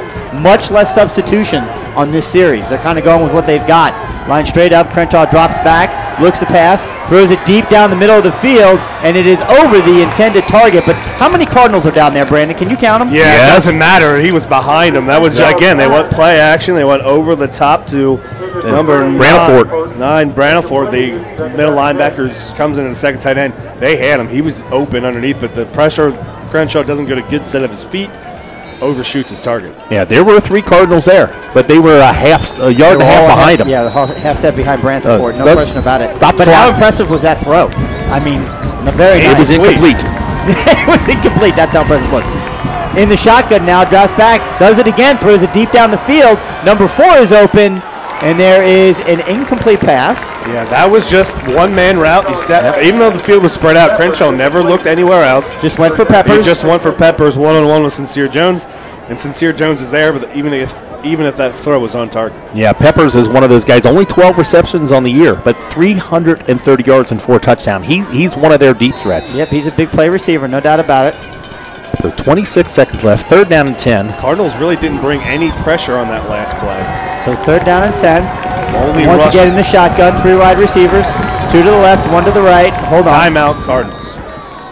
We saw in that last play, Cardinals really just rushed 3 guys. Didn't bring all the linebackers dropped in coverage. We'll see what they do. Defensive timeout for the Cardinals. Well, you want your safety, your defensive back. You want to not give up the big play, but you also don't want to rush and open up running lanes because of the quarterback, because he can go the distance anytime. So your running backs are almost, or your linebackers are almost, I won't say spying on him, but they're not pressuring him. They're going to let him come to them. He's such a dynamic athlete. They'd rather him throw the ball and they make a play on that. Exactly. Than him trying to make a play with his feet. So just a quick reminder to all of you listening, thank you so much for joining WeAreColerain.com tonight in the state semifinal action between the Colerain Cardinals and the Pick Central Tigers of Region 3. It is 7-6 Colerain on the heels of a 70-yard touchdown run by J.J. Davis just a few moments ago. At halftime, we will go radio silent. We really don't. There's only about 2 other scores. There's the other semifinal, and then we'll try to find some D2 scores. Exactly. We'll try and get those in, but we'll go silent and we'll get stats, and we'll come back with about 5 minutes to go in halftime. We'll certainly turn up the ambient mic because the bands will be playing, and I think the Colerain band's got a kind of a almost new performance tonight. They're going to be debuting some new music, so we'll let you listen to that. I'll tell you what, that Pickerington Central band, they were almost the size of Lakota West. Yeah, that's a big band over there. So not sure if they're going to let both of them perform, but they're both here. That would be great. That would be great if we could listen to both bands play. So it's 3rd down and 10. The Colerain defense is back onto the field. Central is huddling right at about their own 40-yard line. They break the huddle, and they're going to come on up to the line. Let's see what they do. 26 seconds left in the half. 3rd down and they started the play clock a little early. So they got to reset the play clock. They're going to go empty backfield 4 wide with a tight end. Watch that over the middle. So snap is back to Crenshaw. He looks to pass. He throws it. Caught by Tristan Peppers. He's going to keep it. He's got one man to meet and doesn't quite beat him because Dan Bolden and number 2, Javon Hicks, were there on the tackle. They're into Colerain territory at the 45-yard line, but you know what? This Colerain defense is attacking. They're going to go for it here on 4th down, but they got to get set. There's only 8 seconds here. Yep, they're going to go back. Colerain defense drops. And the Colerain Cardinals call timeout with 4 seconds. So we're used to, as I say, the Colerain Cardinal defense just hair on fire coming at the quarterback. They're sitting back tonight. Well, they're playing kind of a zone in this. So to recap, yeah, they ran a wide receiver screen. Dan Bolden contains it, sure the line of gain. But knowing that this is possible, the clock's running last by the half. Pick Central kind of just says, "Stay out there. We're going to run a Hail Mary." Just a Hail Mary. Colerain calls timeout because just make sure, hey, let's get our defense set. This is going to be the last play of the half, no matter what. Let's make sure the defense is set, and let's see what we can do here. So the Cardinals elect to take their timeout here. You know, we got a couple tall wide receivers, 6'2", 6'2", 6'6", so a jump ball. But you know what? Colerain's safeties and cornerbacks, 6'2", 6'2", 6'1", 6 foot. I mean, this is an important play because if you're Colerain, you've got a 7-6 lead. And for the most part, it's been even here in the second quarter, but you really want to protect that lead going into halftime. And the last thing you need have happen is some kind of a bizarre Hail Mary at the end of the first half where you find yourself down or something going into halftime. Everybody might be thinking Hail Mary here. They throw something underneath. There's only 4 seconds left. 4 seconds, yeah, but they could do that keep pitching it back and forth, back and forth. So it's 4th down. Obviously, they're not looking for any kind of first down here. This is going to be a play where they're going to go to the end zone. Or to your point, they're going to try and find somebody in space and see if they can maybe juke their way to the end zone. Who knows? Colerain has their 4 safeties well deep inside the 20-yard line. 3 rushers. Crenshaw's got time. He's got a little bit of pressure. He throws it across the middle, and it's going to be picked off inside the end zone. He's going to bring it back. Colerain's got a chance.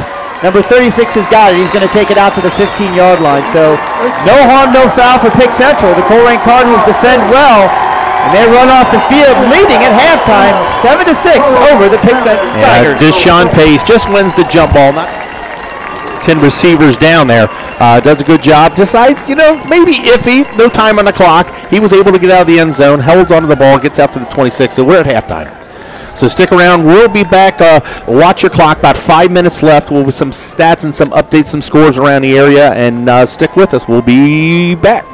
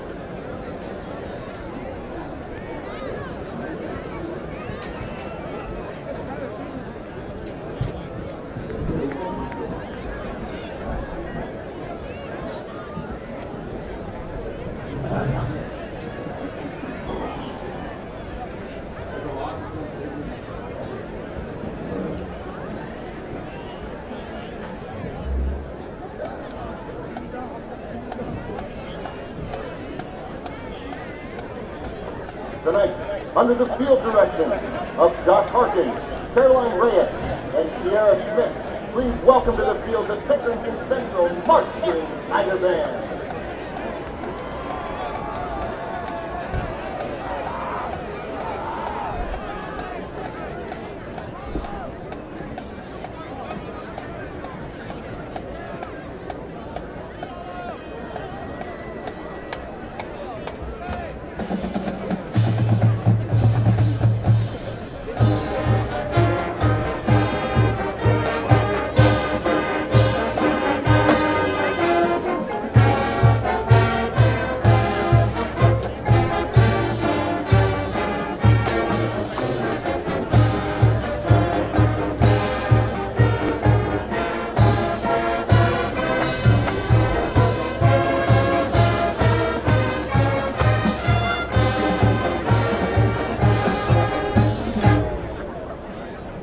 Maybe your first time seeing the Marching Tigers. We want you to know that we take support of our football program very seriously, and we do so with many traditional songs. One of our standard anthems is Eye of the Tiger.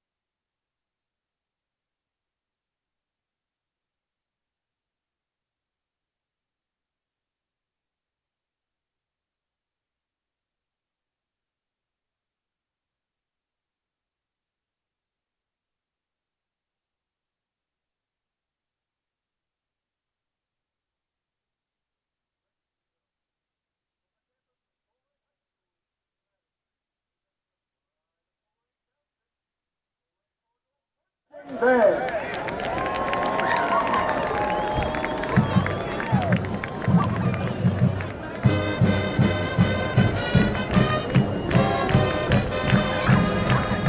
Cardinal Band is under the direction of Nick and Page, with assistant directors Frank Greenwood and John Boyd. And also with assistants from John Green, John Strain, Brian Hoopla, Kyle Hudson, Amanda Moore, and Brittany Silver. The band strives to represent the Colerain community in the classroom and in every performance on the field, including successful performances at the Bellbrook, Lebanon, Miamisburg, and Mason Band Invitational, as well as the Mid-State Band Association Class 3A Championship at Kings High School. Tonight, under the field direction of drum majors David Bucky and Brianna Whittle, the Cardinal Band invites you to celebrate the holiday season with Winter Wonderland, Santa Claus is Coming to Town, and the Colerain Fight Song.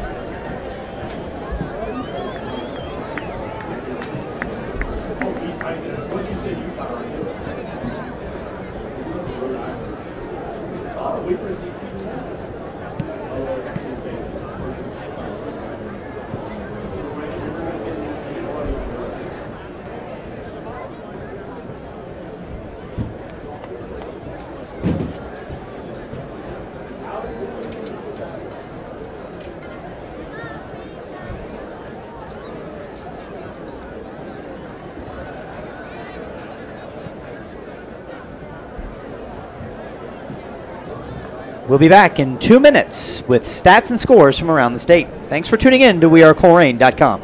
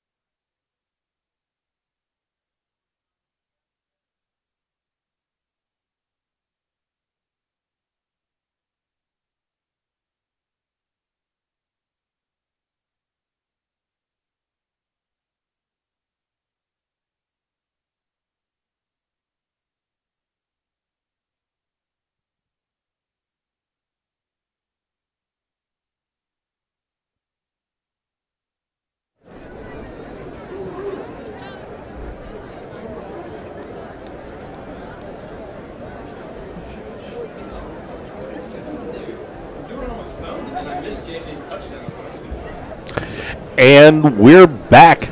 It's halftime here at Springfield Stadium. Colerain Cardinals leading 7-6. I'm Brian Wyatt here with Chris Amenitis, Brandon Wyatt. We're going to bring you some halftime stats and some scores around the division. We'll start with the stats. First down, Colerain after a slow start. Only 4 first downs to Pickerington Central's 7. Rushing, Pickerington Central has rushed 22 times for 77 yards. Colerain 15 times for 130. Passing yards, Pick Central has 41. Colerain has yet to pick up a yard in the passing game. They are 4 for 9 with 1 interception at the end of the thing. So total offensive, not a lot going on from these teams. It's a defensive struggle. Pickerington Central running 31 plays for 118 yards. Colerain 16 plays, 130 yards. The big stat that jumps out right now, time of possessions. This Colerain defense looks to be a little bit tired, kind of really doing a good job. Pickerington Central has had the ball 15 minutes and 2 seconds to Colerain's 8 minutes and 58. But only one stat matters at this point. Colerain leading 7-6. Your leading rushers for Colerain, J.J. Davis, off a big 70-yard run. 5 carries, 112 yards, and a touchdown, a 22-yard average. Ivan Pace, 5 carries, 18 yards. Gunnar Leindecker, 3 carries and 4 yards. For the Pickerington Central, Xavier Henderson, 8 carries, 40 yards, with a long of 11. Gray Bransecourt, 1 carry, 13 yards. Demetria Crenshaw, the dangerous sophomore quarterback, 7 carries, only 11 net yards, with a long of 5. Passing, Crenshaw is 4 for 9 for 41 yards, with a long of 18. Gunnar Leindecker, 0 for 1. Your receivers, Tristan Peppers, 2 for 20. Xavier Henderson from Pickerington Central, 1 for 18. Jeremiah Wood, 1 for 3. Punting, Tristan Peppers, 1 kick for 40 yards. Lawson Sanducki, 2 kicks for only 40 yards. He shanked one really bad, set up Pickerington Central's one of their field goals. Not really much going on the punt returns. Your leading tacklers for Pickerington Central, Xavier Henderson with 5, Jeremiah Wood with 4, Grant Meek with 2, Isaiah O'Connor with 2. For Colerain, Dan Bolden, 9 tackles, Duke Bolden, 8 tackles, Eric Phillips, 3, Ivan Pace with 3. Your scoring summary: 3:56 in the first quarter. Cameron Cuba with a 31-yard field goal for Pickerington Central. Then again at the second period, 10:25, Kubra hits a 27-yard field goal. Then Colerain answers back with 2 minutes and 12 seconds left in the half. J.J. Davis takes the pitch to the outside, 70 yards for the touchdown. Extra point by Chris Mangolden's good, and that's what leads us to where we're at now. Colerain leading 7-6. Brandon, you got some scores around town? As it is, the state semifinals, there's only 14 games left in all of the state of Ohio this week. It is the championship week in Indiana, so all their games are Saturday and Sunday. And it's also the semifinals in Kentucky. So what have you been doing all half? Nothing. No, I'm kidding. I got a few other scores that remaining. In the other Division I semifinal, the winner of this game plays the winner of Mentor Olentangy Liberty. Olentangy Liberty scored first with a touchdown from 1 yard out, but the extra point was blocked. Mentor then answered with a touchdown pass. The short touchdown pass made the extra point, and that game score is exactly the same as our score. The Cardinals of Mentor lead the Patriots of Liberty 7-6 at halftime. So both Cardinals lead 7-6 at halftime. In Division II, the heavily favored, some would say, Winton Woods Warriors playing the Maslin Washington Tigers. Winton Woods fumbled on the 1 yard line. Maslin blocked a field goal for a touchdown, returned it all the way. Then ran a flea flicker for a touchdown. Maslin was up at one point 21-0 on Winton Woods. Winton Woods has stormed back just before scoring right before half. It is now 21-14. The most recent score set up with a 42-yard punt return for a touchdown. In the other Division II semifinal, Akron Archbishop Hoban leads Avon 10-6. In Division 5, Middletown Madison 7, Wheelsburg 0. And in Division 4, John Glenn leads Clinton Massey 14-7. In Division 3, Trotwood Madison 7, Toledo Central Catholic 7. There's your Ohio scores. In Kentucky, some of the Northern Kentucky schools still alive. Covcath leads South Warren 21-7, and Beechwood on top of Campbellsville 41-0. Remind you, that is the Kentucky semifinals. Beechwood is a class That's A? First half? Yeah, Class A school. So that's the smallest division Beechwood plays. Covcath is in the second largest 5A. And that's it for scores. Like I said, there's not that many. Nope, it's a privilege to only have a few scores to be able to announce. As we're very deep in the year. I mean, and this is the kind of game we expected. It is a close, tight game. It is a low-scoring game, fellas. And I think, at least from my perspective, what I've seen so far from Pick Central on defense, they are fast, they're quick to the ball, they're good tacklers. Xavier Henderson is a special player. He's a special talent. Offensively, Demetria Crenshaw brings a tremendous amount of patience, and he just has a real calmness about the way that he plays. He doesn't make a whole lot of mistakes at all. Very good football team. They're playing soundly. I mean, outside of a couple of false start penalties, it's been a very clean game. And on the Colerain side, very clean game. Again, only a couple of penalties. I think, Brian, you may have mentioned one in the stats. But they've played really well. They're just, they've been banged up a little bit here from an injury perspective. We'll have to see how that plays out here in the second half. But, Gunner and Rusty and Ivan all at one point or another coming off the field, holding an arm or, a shoulder or something. And, this is not a deep team. Colerain is not a deep team. So, we don't have that luxury. So, a couple just real things that stood out to me as Pick Central gets set to. They will take the opening kickoff here in the second half. Dan Bolden leads all tacklers with 9 tackles. He's really done a good job of containing Crenshaw. The other thing, Colerain had 14 yards in the first quarter. They finished the half with 130, 70 of it in one chunk. Yep. And again, that first half and the second half brought to you by the Colerain corporate sponsors. Support them as they support us. Arab Pest Control, Fast Signs, Friedhoff Accounting, Friendship Baptist Church, Hoding Realtors, Joseph Toyota of Cincinnati, Langdon Meats and Fine Wine, La Rosa's, Life Touch, Long Schaefer and Company, Northwest Association of Educators, Queen City Running, Supercuts, Thrivent Financial, Susan Bennett, Underground Sports Shop, the Cardinal Quarter, Valley Metalworks, Kona Ice, Midwest Stonescapes, Quaker Steak, Plato's Closet, Game On Sports, and Joe Capples Landscaping. I spent the entire half combing for scores, and there's one guy that got every single score in one tweet as we got done. Well, there you go. We'll follow him as we go through the second half when it's most important anyway. So they've switched sides here. Colerain will be kicking in. Looks like the wind's picked up a little bit out there. They'll be kicking into a headwind. Pick Central's got 3 dangerous return men back there. He kicked it real low and into the end zone last time, but if he can't get all of it here, it does set up a dangerous return. So Chris Mangold on the kick. It's a low squib kick. Offsides on Colerain, I believe, on the kickoff. So that's going to cost them 5 yards. Kick Kick the ball back to the 35-yard line. Kind of gave away what they were doing there. It was a squib kick on the ground, picked up by one of the up men right around the 30. So he's got to get it through those up men as deep as he can.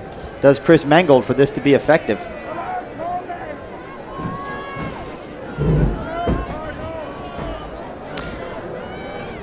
All right. Ball set once again, now on the 35-yard line. Return men for Pickerington will set up about their own 15. Clock is reset to 12. They're going to call it a audible here. Audible on a kickoff. Interesting. So he pooches a kick, pops it up. It's going to be caught at the 15-yard line. Very returnable. Lots of space for the up man for Pick Central. He's going to make a few Cardinals miss. He's going to get it out to the 40, the 45, the 50, all the way down to the Colerain 44-yard line. And that's that man again, Xavier Henderson. He's been Mr. Everything for Pick Central tonight. And the Tigers are going to start off in great field position in the second half.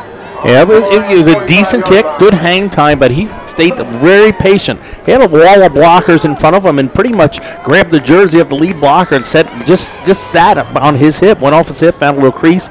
Great field position to start this half. Colerain defense tested early. It's been a great game. Both teams really leaving it all out on the field. Now we get a whole other half of it. Crenshaw in the backfield. Ford Peppers in motion. He's got 2 running backs on either side of him. Fakes the handoff, keeps himself, and there's a big hole over the middle, and he's on his feet, and he's down to the 20, he's down to the 15, the 10, 5, stays on his feet and into the end zone, just like that, one play, and the defense has given up 6 points to the Tigers. What a way to start the half for Pickerington Central. Well, that's what he brings you. They run play action, and this is the first time he had two running backs on either side of him and used one of them as a lead blocker and foul in the hole and just showed what he can do there. He has got the speed to go the distance, but a couple arm tackles he ringing through. And really, was that Sincere Jones that was chasing him down? Or Jakari Patterson? But a big home run. So extra point. Kick is up. And kick is good at the 11:40 mark of the third quarter. It's the Pick Central Tigers 13. They're Colerain Cardinals 7. And that was just a read option on the inside and did a good job. He followed his hole to the left, but as soon as he got into the secondary, he reversed fields, cut it back. But much like you see Colerain Cardinal quarterbacks do in the option, the play is going one way. All the secondary is going that way. You take one cutback step, and he put the gas on, went the other way, and beat Jakari Patterson to the corner of the end zone. So the Colerain defense got a little shock right there to start the second half. Not at all the way you want to start off the second half. That is a death blow right there early. Now the offense is going to have their opportunity to come back out and make a statement themselves. And you hate to say you want to match them score for score, but they've got to be able to, if nothing else, flip the field and peg them deep. I mean, that run is set up by the tremendous kickoff return that set him up in Colerain territory to begin with. So Cameron Kubra lining up the ball on the 40-yard line to kick off to the Colerain Cardinals. Sincere Jones and J.J. Davis back at their own 5, ready to return. Cooper has popped one up. He's hit one into the end zone. He does have that wind at his back now. Yeah, you got to believe he's just going to put his foot in it and bury it into the end zone if he's got the leg to do it, and we've seen that he does. So it's exactly what he does. He kicks it hard and see how deep it goes. It goes into the end zone, 2 yards deep, and the Cardinals will start off 1st and 10 at the 20. We do say there's a wind, but if you look at the flags, it's got to be a swirling wind. It is. Flags on either end are kind of facing inward. Yeah, I don't know what's going on. There's definitely some wind, but you're right, Brandon. It is swirling. I'm watching the American flag in the pole deep in the end zone. So Colerain will take over at their own 20. So they've got to have to march 80 yards which is twice what Pick Central had to on their first series of this second half, resulting in a touchdown. But back in their traditional wing formation, getting the read from the sideline. 10 seconds left on the play clock. Gunner under center. J.J. Davis in motion, takes the ball, hands it off across the middle. Good penetration by the Pick Central defense. Couple of yards picked up there by Ivan Pace. Going to give him officially 2.5 on the play. It'll be second down. Ivan not finding really any kind of running room across the middle, and how his ankle feels or whatever part of his leg is hurting is going to be a big part of what we see here in the second half from Ivan. Tell you, Colerain's running a little offset line. They are really overplaying the strong side. Let's see what we've got here. There's Gunner, hands the ball off, keeps himself, fakes it, spins, stays on his feet, gets all the way up to the 30-yard line. He's going to be very close to a first down. I think they're going to give it to him. They are. He had to cross the 30, and it's going to be about the 30.5-yard line. For a Cardinal first down, it's just a triple option again, this time with the weak side. Tucks it inside, makes a spin move off of a tackler on the inside to fall forward for 5 more yards, and the Cardinal first down. So first down and 10 for Gunnar Leyendecker in the offense. Takes the ball, fakes the handoff, pitches it wide, trying to make a man miss. And number 19 on the tackle for Pickerington Central that time. That was Taven Myers, the 6'2", 200-pound. Again, another senior making the tackle on the outside. Xavier Henderson on the tackle. That was not Xavier Henderson on the tackle. That's what the public announcer said. It was number 19. Yeah, and Xavier Henderson kind of plays corner for this team, but right now against the Cardinals, he's more playing free safety over the middle. Has he been out any play, or has he played every play? He's come out on offensive. Did he come out a few times? So no gain on that play. Second down and 10 for the Cardinals at the 30-yard line.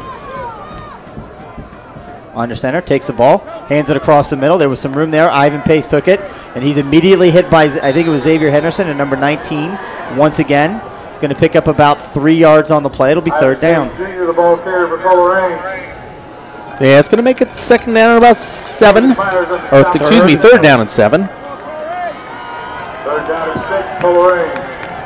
I'm going to give him 4 yards total so far, so third and 6 officially. So 6 yards to get the first down. Getting their play calls from the sideline. It's almost now, if we're looking at it, Xavier Henderson is just following J.J. Davis. So J.J. Davis runs wide.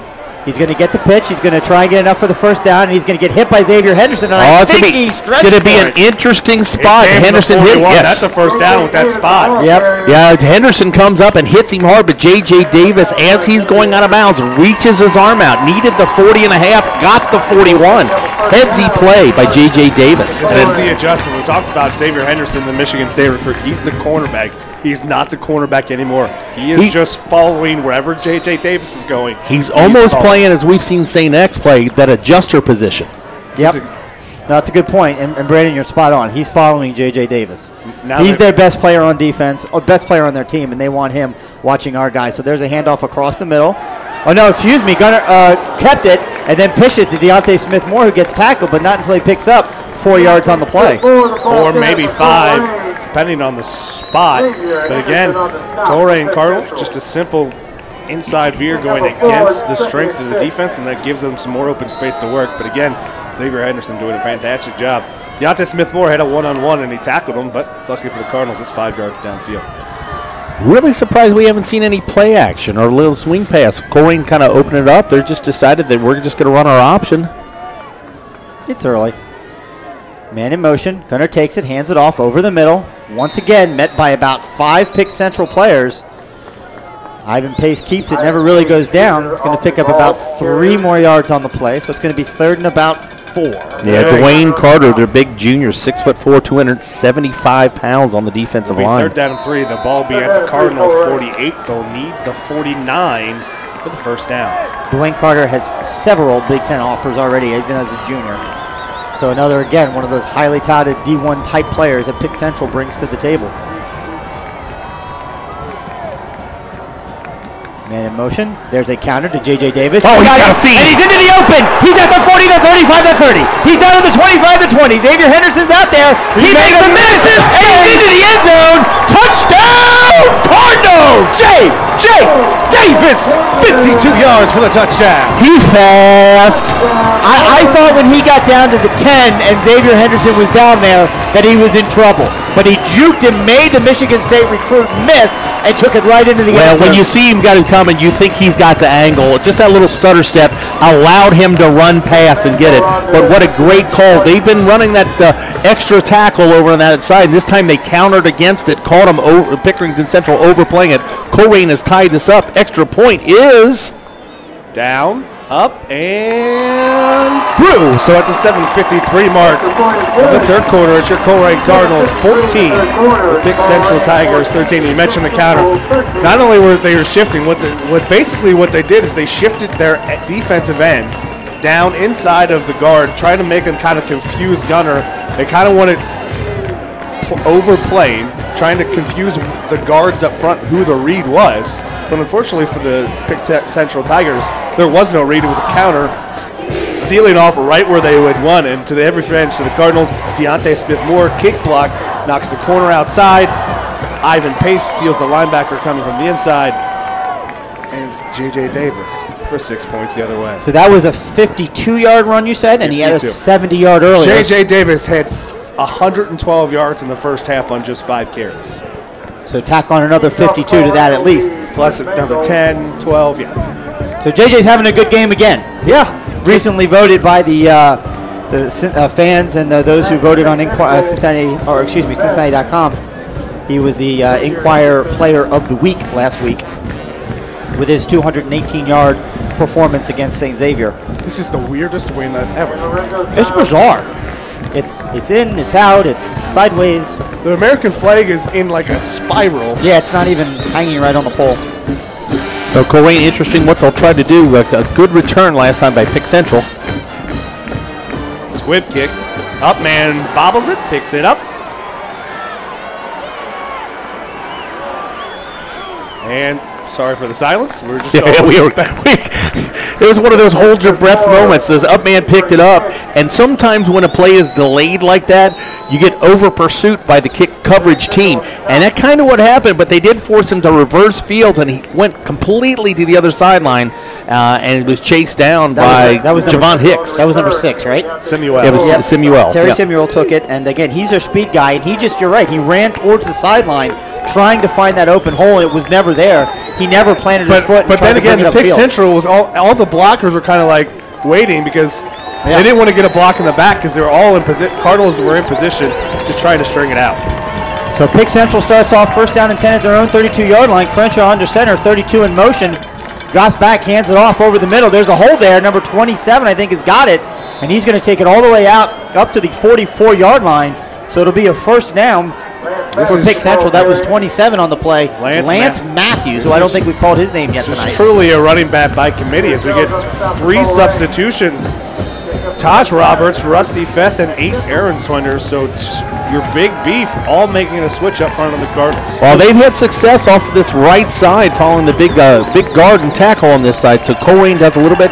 Said if you decide to commit to the run, we're going to bring in some beef. This Crenshaw drops back, hands it off once again. Dan Bolden. And tackled in the backfield by number 4, Dan Bolden. Upends the MSU recruit, Xavier Henderson, and he's going to go down for a loss of 1. Dan Bolden made that tackle with his back, and he guessed the play exactly, jumped the hole, but he kind of diving to make the play, and Henderson really never has anywhere to plant his feet.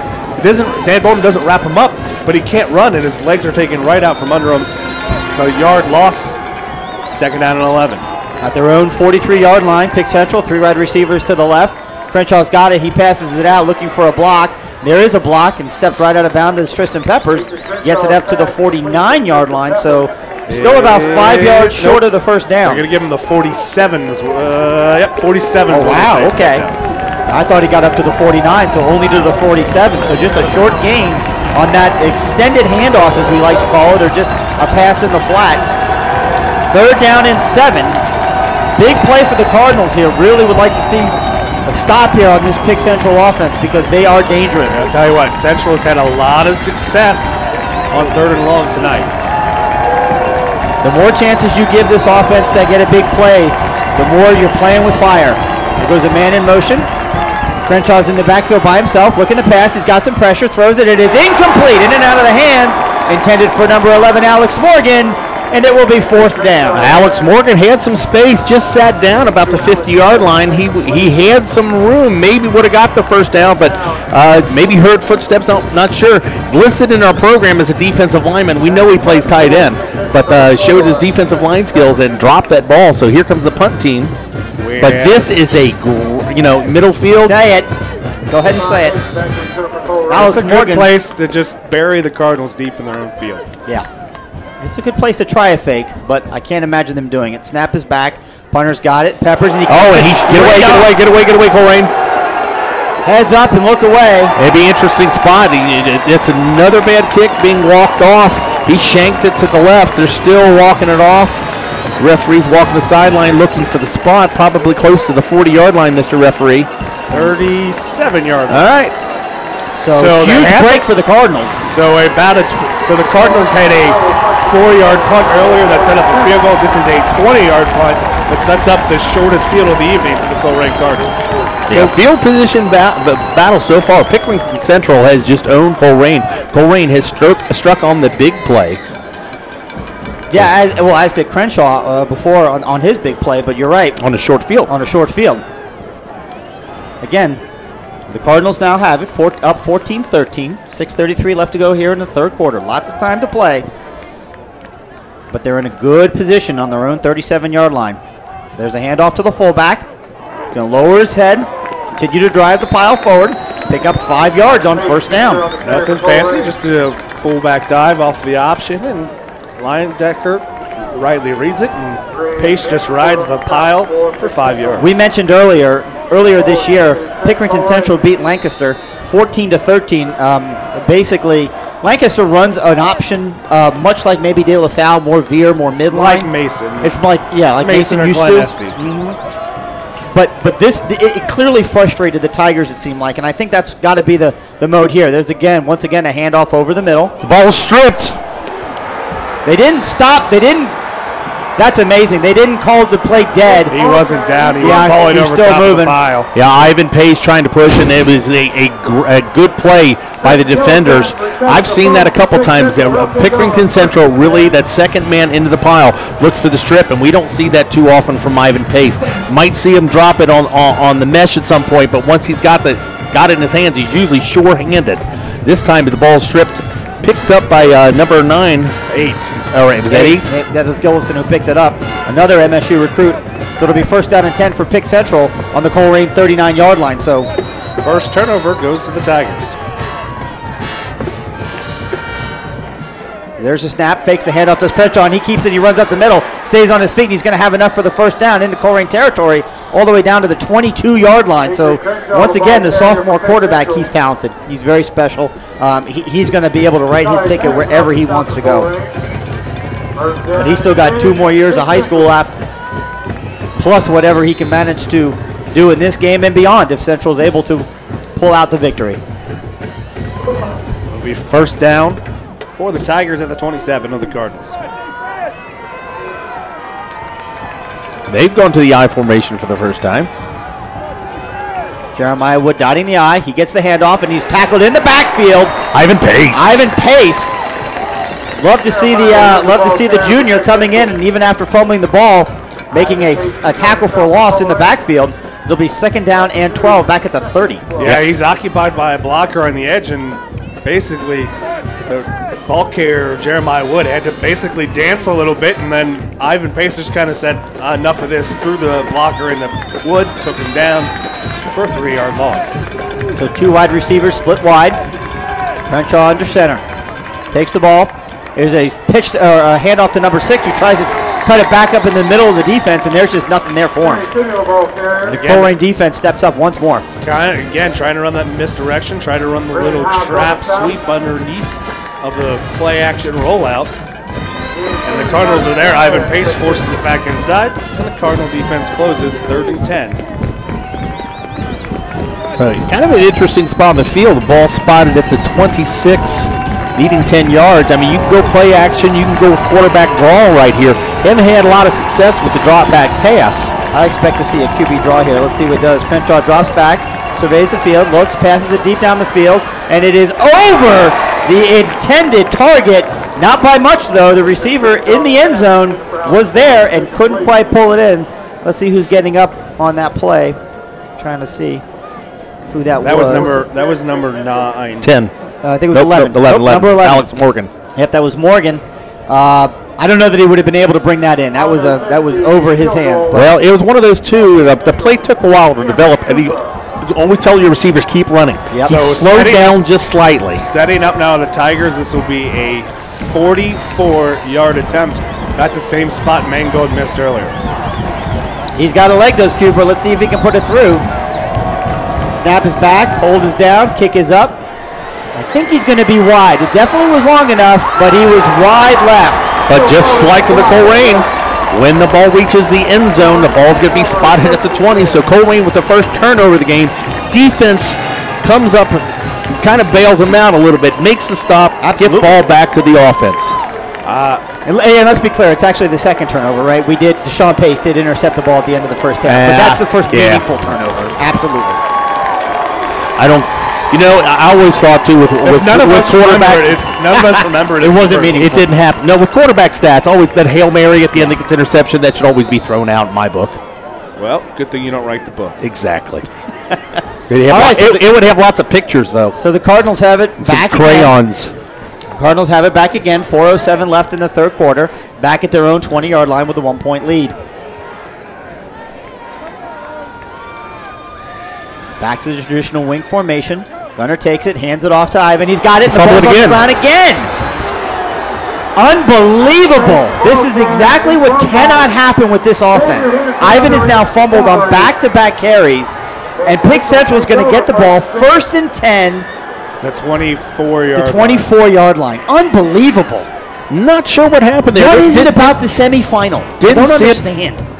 Didn't see if it was in contact or a strip. It really wasn't He was going down at the time, but just one defender on him just popped it loose. Well, Gunner Leyendecker, all the offense is coming back to the line, and Gunner's giving everybody hugs. He's clapping his hands, trying to get their minds right, and asking the defense once again to stop this Pick Central offense, which is it's a lot to ask. Under center is Demetria Crenshaw. He takes it, hands it off one more time to Xavier Henderson. He runs around left end. He's going to pick up about 6 yards on the play. Good run by Xavier Henderson. If he runs wide, he maybe even picks up a few more yards, but you just cannot turn the ball over to this team. They're too good. Well, especially turning it over with a short field. Yeah.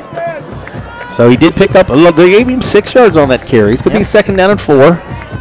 Inside the red zone. Going to need to get Pick Central Tigers. Going to need to get to the 15. There's Crenshaw once again handing it off to Wood. He's going to run wide. He's going to get enough for the first down. He's going to get pushed out of bounds at around the 13-yard line, so it'll be first down and 10. Central will be able to pick up a first down without having to score a touchdown. Yeah, it'll be first down from about the 13-yard line. The fumbles are just, it's very not characteristic of this offense to put the ball on the ground. But there's just something about this semifinal game that has been a bugaboo for the Colerain Cardinals as a program over the years.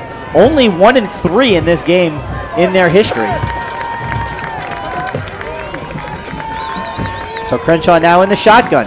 Takes it back, fakes the handoff, keeps himself. He's going to run. He's going to have wide open space, and he's taking it into the end zone. Touchdown, Tigers. You give them a short field, they take advantage of it. You can't do it. You give them too many chances to score, and they're going to do it. Well, and it's a confidence thing, too. The defense makes a big play. You're going to get that adrenaline rush as an offense. You're going to kind of be emotionally tested as a defense. So Colerain Cardinals, again, take the lead, give it back. They're going to be tested again. Still a lot of time left in this game. Now trailing 19-14, extra point pending. Oh, yeah, there's a lot. This third quarter may go as long as the entire first half, it seems. Snap is back, hold is down, some pressure by Colerain. The kick is up, and it is good. So 3:16 to play in the third quarter. It's the Pick Central Tigers 20. The Colerain Cardinals 14. Colerain probably still outgaining in yardage, but the turnovers giving them the short field. As I said, we've seen turnovers in the mesh and in the pitch at times. Very rarely, I don't think I can remember Ivan Pace fumbling the ball on a tackle. So there's no doubt that the Tigers are going after the football. They're hitting him hard and they're going after the football. You also got to think that ankle injury is probably taking a little extra effort, a little thought, isn't 100% on securing the ball, and just little things can add up. Yeah, absolutely. But Colerain so far has had an answer for everything. Pick Central has scored. Colerain's come back. Pick Central scored. Colerain came back. I mean, it's everything you could have expected and everything you could have wanted right now as a semifinal game. Yeah, in terms of it being close and competitive, absolutely. Obviously, as Cardinal homers, we don't like to see our Cardinals losing. But again, this Pickerington Central team, and I said it earlier, and I'll say it again, they were absolutely favored as a state favorite coming into the season. And they've done nothing to show us that they're not. They're a very good football team. There's the kick. It's going to fall short of the end zone, taken at the 5. Up to the 10, the 15. Boy, their special teams are just all over. I mean, they converse quickly. You say that, and he still got out to the 27. He still got out to the 27, yeah, absolutely. But, I mean, it's not like, they're starting off at the 40, 45, and we're starting off once again inside the 30. It's a long way to go, but we've shown that we absolutely have got the playmakers to do it. And surprisingly, Colerain has only attempted one pass. I'm a little surprised by that. I am not surprised, though, to see Deontay Smith-Moore out at fullback and Ivan Pace on the sidelines, unfortunately. So that brings a different level, maybe a speed element more to the game at the fullback position. But, again, they're continuing to tackle so well. Pick Central is that you've got to do something here a little different. Let's see what happens. Gunner under center, takes the ball, hands it once again. Good tackling, and I apologize. That might have been Ivan that had No, that was Deontay Smith-Moore. How do you not know this after 14 weeks? Well, I said he was out there. I said that he came in, that Ivan was on the sideline, but it They're looked like like a 5. 4 inches and 50-pound difference. I'm not looking at that. I'm not looking at the obvious characteristics that make them look different. Like their number, their size. Yeah. But a nice carry, 5-yard gain. Yep. J.J. Davis, Sincere Jones on the flanks. Deontay Smith-Moore fakes the handoff to him. J.J. Davis takes it, runs wide. He's got a block. He's going to get to the... He's fast! Are you kidding me? J.J. Davis, 10-5. Touchdown Cardinals. You have got to be kidding me. J.J. Davis is 65 yards fall on. Was that where they were under 32? They were under 32. Do the math, Brandon. 8, 50, 68. 68, 70, and 55 yards. 52, but yes, close enough. So J.J. Davis won just that quickly. And again, it's great that we score and the score is tied at 20. But if you're the defense, you got to be like, can we get a break? Can we breathe, please? I'll take the touchdown. I'll take the touchdown. You know what? You can score on one play every time. Let the defense suck it up. Kick is up. Kick is good, and at the 2:23 mark of the third quarter, it's your Colerain Cardinals 21. The Pick Central Tigers 20. And I'm observing a couple of things on the sidelines. Your team captain, your senior quarterback, immediately after that play, 2 things. I saw him immediately go to Ivan Pace, and Ivan Pace, who's fumbled in back-to-back carries, obviously a little dejected with himself. Hey, Gunner Linedecker went right up to him and said, hey, we got you. Get up there, make the next play. But I also saw, as J.J. Davis is walking in the end zone, Sincere Jones, Josh Hubert, just high-five walking to the sidelines because they know that they opened it up. And again, last week against St. X, it was getting to the edge. This time, Josh Huber, Sincere Jones, they take their man. It splits like the Red Sea. J.J. Davis splits it, cuts it back across the field, and he's into the end zone for 6 points. We got a heavyweight fight right here. Yeah, we do. We got a haymaker followed by a jab and a counter punch. They hit us, they knock down, we get back up, we knock them down. This is every. Wow, what a game so far. I got to tell you, I'm really surprised at the success that we're having on the edge against this team because they are so fast and they do have so many playmakers. Yeah, but again, they're committing their safeties and everything to the middle of the field. They are key to stop the fullback. Your number one guy to look out for, and everybody's pregame was Ivan Pace in the fullback. Yep. Pickerington's that's what they've committed to. And you pick your poisons. And Gunnar Leindeckel's doing a great job making that read. Chris Mango gets his foot underneath it, and again, it's a script kick picked up at the 30. Stops, taken to the 35. 1 missed tackle, 2 missed tackles. 6 has got it. He's about to the 40. He's out to the 44-yard line. I think that's where they're going to mark him down. So, you know what? Again, Pick Central's going to have good field position at their own 44-yard line. When you get that squib kick, you've got an oblong football. It's supposed to bounce. Pickerington Central's up men, they've had the ball bounce into their chest. Both times. Both times. Yeah. You know, you want to give a little bit of delay to let you, but it Finish the statement. it is. It's frustrating. Please, ball. Just next time he does, I just want the ball to bounce different. So this game was 7-6 Colerain at halftime. It's now 21-20. The offenses have stepped up big time here in the third quarter. In the shotgun, it's Crenshaw. He takes it. It's a quarterback keeper. He's going to run across the middle, and Luke Bolden meets him after a gain of about 4 yards and takes him down right there. But good run for the sophomore quarterback. And again, we're seeing heavy rotation up front for the Cardinals. Taj Roberts, Ace Aaron Swinger, 3 yards. And who is number 57? Todd Davis? 57 is... Yeah, that's not a number we see too often. Yeah. Bringing in it's Jacob Davis, the senior. Jacob Davis. They've heavily rotated in with the usual group of Hobbs and Stout. So it was a 3-yard gain for Crenshaw. Second down and Harris. 7. Up to the 47-yard line. Back in the shotgun, 4 wide receivers. There's a pitch out to Xavier Henderson, and he drops it. To his credit, that was a hard one to catch. Crenshaw threw that hard, he threw it low, and Xavier probably didn't have much of a chance. Yeah, it was just a simple swing pattern. Get your athletes in space, and he did. He threw it into the ground. Really didn't have a chance. It kind of took his eye off a little bit, but even if he caught that, it was a tough catch. That was tough. So with the success they've had running up the middle, it's surprised they come on second down with the pass, and it'll bring up a second down and a 7. They need to get to the 46-yard line? Third down. You're right. Third down 7. So once again, in the shotgun, 2 wide receivers. They run out right. He looks to pass. He throws it. It is caught. Oh, no, it is in and out of the hands of Xavier Henderson. It would have been enough for the first down. Sincere Jones on the tackle, but it falls incomplete, and the Colerain defense, by hook or by crook, able to hold on there, and they're going to force time. It's an open central receiver anticipating the contact, turns their head before they've caught the ball. This time it's Henderson, bounces off his shoulder pads, incomplete. Yeah, he needed 7. He had a 9-yard hook and hit him right in the hands. Yep. So pick central. Tristan Peppers back to punt. He's got it. Let's see if he does better this time. He does. It's a high end-over-end kick. Fair catch caught by Javon Hicks, and he pulled it in. Don't need any more turnovers on that end of the field. So the Colerain Cardinals hold on defense, and they'll take over. First down and 10 with a 21-20 to lead here in the 1 minute 22 seconds to go in the third quarter. You know, I wouldn't. 23. I would not. This is the longest. The first quarter. That's what I said. Lasted all of 30 seconds.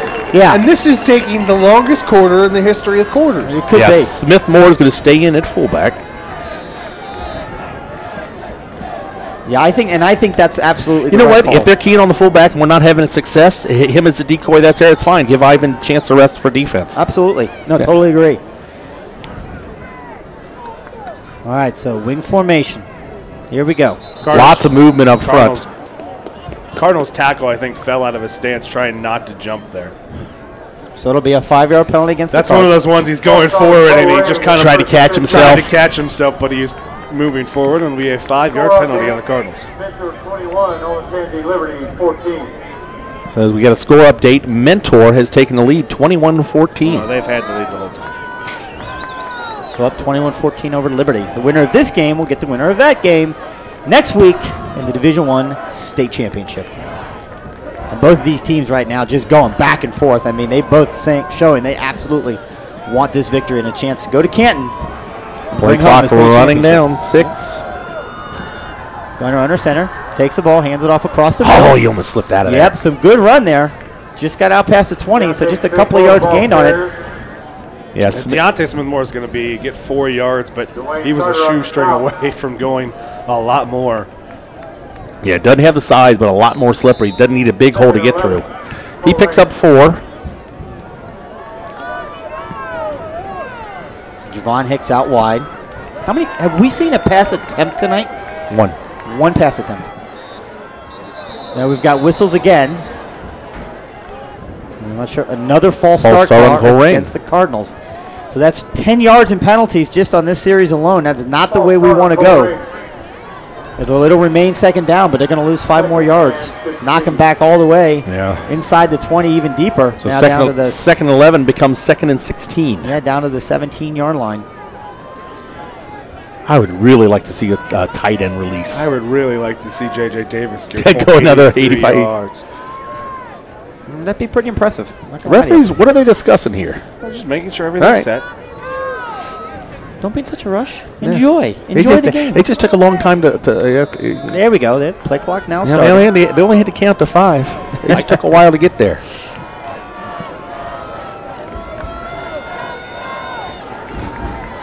Look, there's nobody within 5 yards of the ball. Yeah, you ain't kidding. There's a handoff right over the middle. They're going at Pick Central. They are violent tacklers. I mean, they're grabbing the fullback and they're pulling him backwards. He gets out to the 22-yard line. Not quite back to the original line of scrimmage, so it's going to be 3rd down and long. Yeah, Deontay Smith-Moore listed at 5'11", 170. And the Cardinals will look to the bench, and they'll run to the other side and let this clock run out on the 4th quarter. 3rd quarter. Run out on the 3rd quarter. Although, I wouldn't mind if it was the 4th quarter, which and it's after not. 3 quarters of play here in Springfield, it's your Colerain Cardinals 21, the Pick Central Tigers 0. And again, this broadcast and everything we do here brought to you by the Colerain boosters and our corporate sponsors. So here's a list of our corporate sponsors: Game On Sports, Lado's Closet, Quaker Steak, Midwest Stonescapes, Kona Ice, Valley Metalworks, Underground Sports Shop, The Cardinal Corner, Thrivent Financial, Susan Bennett, Supercuts, Queen City Running, Northwest Association of Educators, Long Schaefer and Company, Life Touch, La Rosa's, Langdon Meats and Fine Wine, Joseph's Toyota, Hoting Realtor, Friendship Baptist Church, Friedhoff Accounting, Fast Signs, Arab Pest Control, and Joe Capples Landscaping. Give a shout out to Margot Manger, and yes, the Colerain band did play Christmas music at halftime. Wasn't that nice? Yeah. Very nice. We also have a shout out to Brittany Campbell listening in. Again, if you're tuning in just now, which I'd be surprised if you were, but if you are, we're going into the 4th quarter.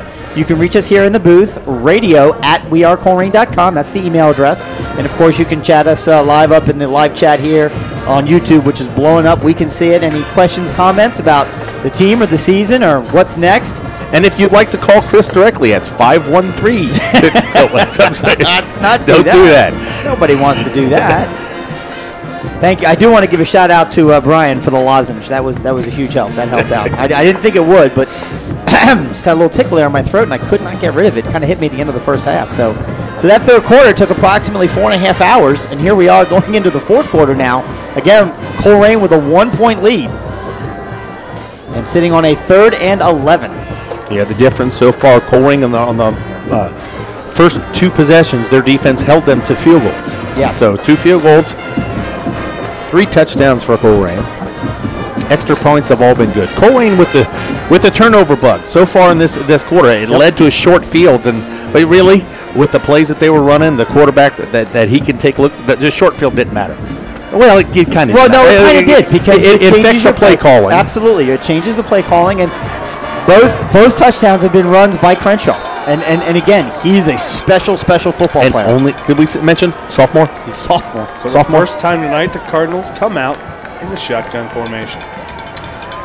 So they're going to run speed option, right? 4 wide receivers, 1 man offset in the backfield. Going to drops back, looks a pass, makes a men miss, but he's going to get tackled and taken down. Absolutely no time to throw there. Yep. Javon Hicks was covered deep. Taken down at the 18-yard line. So it'll be 4th down, and they'll punt. And they'll kick the ball away. That's a smart thing to do. Not a bad call. I'd like to see it there. It's a good time to do it, but if it's not there, don't throw it. Don't give it up. Punt away, fight to live another day. Yeah, they were looking to happen, but the strong defensive front there, they just collapsed on him. He had no chance at all. So Lawson Tandusky, he's going to take the snap at about his own 5. Pass blocking, not something our offensive line is really used to. So there's Sandusky. He comes in for the punt. It's a side punt, and it's caught by 4 Peppers. He takes it up to the 45 to the 50 into Colerain territory. And good open field tackle made by Deshaun Pace. Taken down at about the 40. They're going to mark it at the 47. Yeah, Colerain's 47. Again, the field position battle controlled all night by Pick Central. No question about it. Really good job there, though, Deshaun Pace makes a tackle, but Luke Ponting really forced Peppers to slow down, make a move, and Deshaun Pace is able to tackle him in open field. Yeah, Ponting has done a good job. He's the long snapper on extra points and on that. And when you've got your long snappers that athletic and get down the field, the long snapper doesn't have to wait for the kick. No, he goes immediately. And he gets unencumbered through that. Crenshaw is in the backfield. Takes it. He's going to be a quarterback keeper, and he's going to run. He cuts back, goes around to the outside. He's going to pick up 5, 6, 7, 8. He's into the open, 9, 10, all the way down to the 30, inside the 30-yard line, down to the 26-yard line. That kid is unbelievable. When you've got a kid that talented and puts that kind of effort, your guys that are blocking for him put that kind of effort. He doesn't get that far. Your wide receivers, your tight end release down there, and they got the blocks down the field that led to that big play. Cardinals had him bottled up for maybe a 2-yard gain, and he just stayed on it, found some space, cut back the other way. Good job by Trey Harris to track him down from behind. So once again, now it's a handoff to Xavier Henderson. He takes it, runs through about 4 or 5 tackles, stays on his feet, inside the 20, inside the 10, all the way down to the 7-yard line. So 2 huge plays for Pickerington Central offensively, knifing through this Colerain defense. They've just decided that we're bigger than you, and we're going to run Colerain's smaller defensive line. Colerain's going to sub a couple offensive linemen into defense, try to get a little bit bigger, but it's first down and goal, ball spotted at the 7-yard line. Being fast is one thing, being big is another. When you're both, it's dangerous. There's the handoff once again, this time to Jeremiah Wood, and he's taken down in the backfield. I think that is number 5, Ivan Pace on the tackle. Ivan Pace gets the tackle, but Dan Bolden comes barreling. I mean, he exploded through the hole. The hole he was supposed to go to was completely closed up, forced him to come inside to Colerain clean up, but Dan Bolden makes the play. Doesn't get the stat, but makes the play right there. So no gain on the play. Now second down and goal at the 7. Crenshaw to center one more time. Xavier Henderson in the backfield. Takes it, fakes the handoff. It's a counter, hands it to number 9. He takes it around. He's inside the 5, cuts in, and into the end zone. Touchdown, Pickerington Central. That was Gray Bransford, the senior. That's the same play that they scored their first touchdown on. Just a counter to inside. Everybody is looking at their playmaker, and they give it to the guy that has only carried the ball, just a few dozen times on the season. But yeah, just a tight end around. Everyone's following the trap. And the tight end comes underneath those pulling guards. The scoreboard is incorrect. They gave the Cardinals the touchdown. Right. So the scoreboard is incorrect. They'll get that corrected. It's 26-21. It's 26-21. Pick Central. Extra point pending. Well, this offense for Pick Central is lethal. I mean, they are scoring almost at will. When they run the ball, snap is back, hold is down, kick is up. It's just inside. A crucial. No, okay, I'm sorry. I thought we had 20. They fixed the score. 9:57. Still only a 6-point lead. 9:57 to play. It's the Pick Central Tigers 27. Colerain Cardinals 21. Colerain been stagnant the last couple possessions. The big plays by J.J. Davis has been there. That's been there big in the whole offense. Really haven't had much of a sustained drive. Couple shout-outs. We got Mr. Zarge listening from Highland Heights, Kentucky. We got Andre Aiken and Bennett Reuter also listening in. Take this opportunity before the kickoff again to remind you, if you enjoy the opportunity to hear us broadcast the games live, we encourage you to make a donation to the Colerain Boosters, and you can do that online right now. And it doesn't have to be a big, gigantic amount. It can be $5, $10, $25, $100, whatever you can afford to give. 15,000. It can be 15,000 if you're so inclined. That little widget in the upper right-hand corner of your YouTube window, the little white circle with the little eye in it, you can click on that, and a little box will pop up and give you the opportunity to donate to the Colerain Boosters. And we thank you very much. This kicker is setting up the ball a little bit different on the tee this time, and he's just going to pop it up at the 30. By Deontay Smith. Morty fumbled it. If Pickerington Central recovers that ball, that is a huge play in this game. Yeah, it was just a pop-up kick, and Smith-Moore did just a fair catch. And even off the fair catch, that ball bounced. It looked like it hit his face mask off his chest, and that goes right. It wasn't an onside kick. It was just a pop-up, just giving up field position. And again, a Colerain mistake leads to great field position by Pickerington Central. Mistake after mistake after mistake, and you can't make those at this level in this game against a team as good as Pick Central. Well, with the size of this offensive line and the lead, I mean, still 10 minutes left. I don't expect anything other than power football unless they want to try to catch the Colerain Cardinals hand in the cookie jar right here, and they go. You would never do that, right? There's no point in doing that. You like to go long after a turnover. A lot of coaches do that. Well, I don't see Jay Sherritt, the head coach of Pickerington Central, doing that. Not when you've got a high-level recruit under center as a sophomore running this offense. Takes the ball, drops back, and he doesn't. And they're going deep. Suggested. Well, it's a short pass, and he's picked up enough for the first down. I'm not sure who caught it.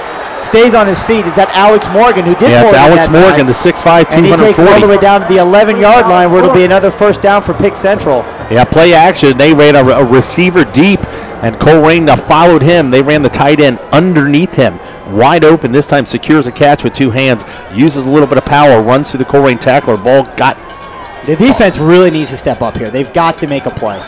Being down 6 is one thing. Being down 13 is a whole different issue.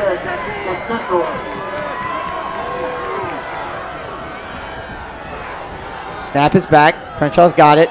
Fakes the handoff, keeps himself. Tries to run through the middle, stays on his feet. It's going to be tackled, but not until he gets down to close to another first down, all the way down to the 2-yard line. And Ivan Pace is out of the game again. Deontay Smith-Moore now an outside linebacker. Yeah, at 205 pounds. Well, here comes Pace, right? When he makes contact, he's falling forward. Oh, every time. He made contact at the 4, fell all the way to 3, and it's not second down and goal here at the 2. He can pick up a first down with just a half yard. Well, the way they're running the ball, I mean, it's hard to think that the defense is going to keep him out. Number 9 comes in. There's the handoff to Xavier Henderson. He keeps it. He tries to barrel his way. Ball's loose! And he fumbles the ball. And it's picked up by Sincere Jones. Oh, they're calling him down by contact. It's hard to tell from where we're at. I think the ball came out when he kind of reached when he was on the floor. Well, that's going to be a controversial call that's going to go a long way. It's hard to see. And you know what? I'm going to try to look over. Spectrum is next to us. And I'm going to try to see in their replay booth. You can't see it. Ask him, was that a fumble? Oh, Richard Skinner here at Spectrum, a buddy of ours, just kind of gave us that. I'm not really sure. Shaky hand whether it was or wasn't. But you know what? They get the first down with that play. Yeah, how about that? So first down and goal at the 1-yard line. Crenshaw under center. You got to think he's going to keep it and just run it himself, and that's exactly what he does. And it's another touchdown for Pickerington Central, and they're really opening it up now on this Colerain defense. We have not given up this many points in a game. I'm going to go back and check this. The last time we gave up 3 touchdowns was against Lakota West, and that was the 1s versus the 4s for Colerain versus the 1 offense of Lakota West. Well, we did give up 3 touchdowns versus Mason in round 2, but again, that was very late in the game. We had a commanding, I think it was a 42-0 lead at one point. But you know what? I don't put this as much on the defense as I put this on the offense. Oh, there's no question. 3 fumbles inside the 30-yard line. Yeah, you can't do that against a team like this. So they've got an uphill battle to go the rest of the way. Snap is back, hold is down, kick is up. Kick is good, and with 8:48 to play, it's the Pick Central Tigers 34, the Colerain Cardinals 21. So still lots of time left, but this offense has got to find a way to hold on to the ball and to get yards. And the good news is their scores tonight have all been quick ones. Thanks to J.J. Davis and his speed down the sideline, he's been able to pull Colerain very quickly back into the game whenever they've gone down. And, they talked with Coach Woltz earlier this week, the offensive line coach for Colerain, and, his concern was always, Pick Central is a great team, but, we think we can play with them. We just can't beat ourselves. And quite frankly, that's exactly what Colerain has done tonight. They beat themselves. They've given Pick Central really good field position on kickoffs. They've given them good field position on turnovers. And then the muffed fair catch call by Colerain and Pickerington Central recovering. I mean, that just completely takes the wind out of your sails. So now you have an opportunity with all this time left and all your timeouts to make some plays, to put together a drive, to score some points. So there's a kickoff. Going to be taken at about the 13-yard line. Colerain's got it. Going to try and find some room. He's going to be tackled immediately and taken down at about the 25. Not much blocking out there for J.J. Davis. So most importantly, he held on to the ball, and that's where Colerain will start. 1st and 10 at their own 25. And you know what? I give Pick Central a lot of credit. A lot of teams don't match the physicality of Colerain. You may have the athletes when we play other teams. You may have, the Rhodes Scholars or somebody, but Colerain plays a physical brand of football. Yep. They smash you in the mouth. Yep.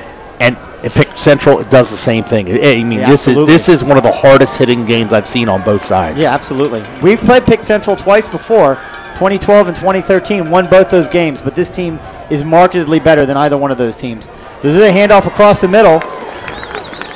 Deontay Smith Moore takes it up the first down. So good run by DSM. Colerain's down 2 scores, going to have to pick the pace up. And that's exactly what they're doing. Back up to the line quickly.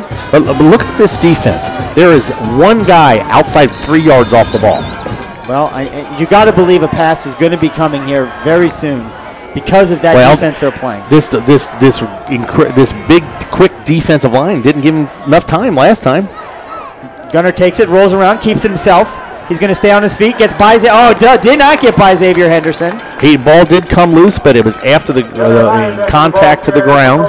Ground could not cause a fumble, so he's going to pick up about 7. Yep, taken up to the Colerain 42-yard line. Just a speed option. He kept it, and he really almost got away from Xavier Henderson. How many people have tried to get away from Xavier Henderson tonight and haven't been able to? Just a shoestring tackle. Gunner had open field, but Henderson makes the tackle. So 2nd down and 3. Gunner's got it. Handoff over the middle. Pickerington Central. So first down. But not before. But Pick Central will give him the fullback dive for 4 yards every play. Absolutely. Yeah, when you got a 13-point lead and under 8 minutes to go in the game, you absolutely will give up a 4-yard play. See if they've changed anything with their linebackers, moving them outside to take away the pitch. Yeah. Well, they're playing a little bit more spread. Yep. Back into the wing formation. They ran the I formation there a couple times. Back to the wing. Gunner drops back, looks to pass, throws it over the middle. Sincere Jones is going. Yeah, Sincere Jones wide open across the middle, and they absolutely just burned Pick Central on that. Well, just like that, the quick strike offense of the Cardinals puts 6 more on the board. It's now 34-27. I called for the tight end pop pass, but that's the same thing. Your wing back is lined up right next to the tight end. Yep. With that many guys, they committed to the ball. They left him alone, and he just walks in. And Xavier Henderson playing that free safety position. They went to They saw play action. They thought they've been double teaming Javon Hicks. He's the big play guy, and they go right where Xavier Henderson left to go cover Javon Hicks. Sincere Jones with no one around him in stride catches it, and it's a touchdown. Snap is back, hold is down, kick is up. And kick is good with 7:25 to play. It's the Pick Central Tigers 34, the Colerain Cardinals 28. Now it's on your defense. You've hung your coat, relied on your defense all year. Absolutely. It has been turnovers by the offense. Now this is where they've got to do something. Yeah, you've got to stop them. You've got 7 minutes. You've got a lot of time. You showed the quick strike capability, but they need a turnover. They need a 3 and out. They need kick coverage right here. They've been struggling. Pick Central, even on their kicks, the squib kicks, have been getting past the 40-yard line.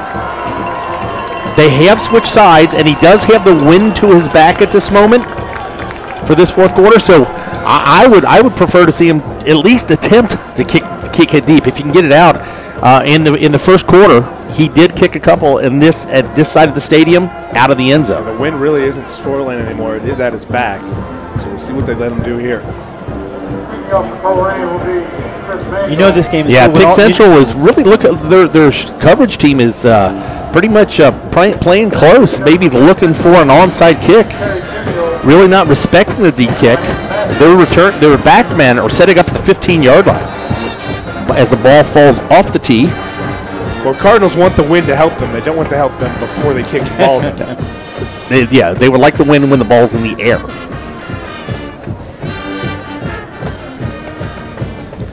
So because the ball falls off the tee, Sincere Jones will hold it.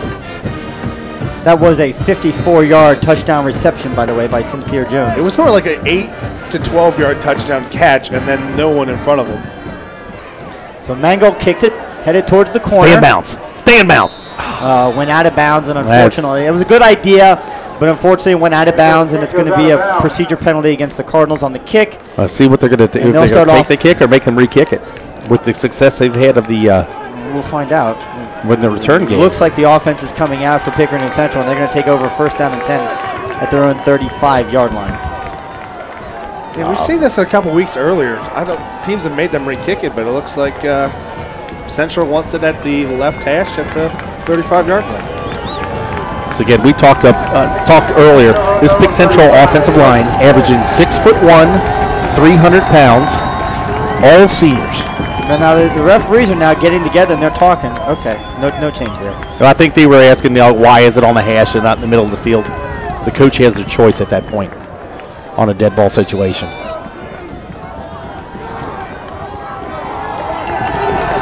All right, so here comes the Colerain defense.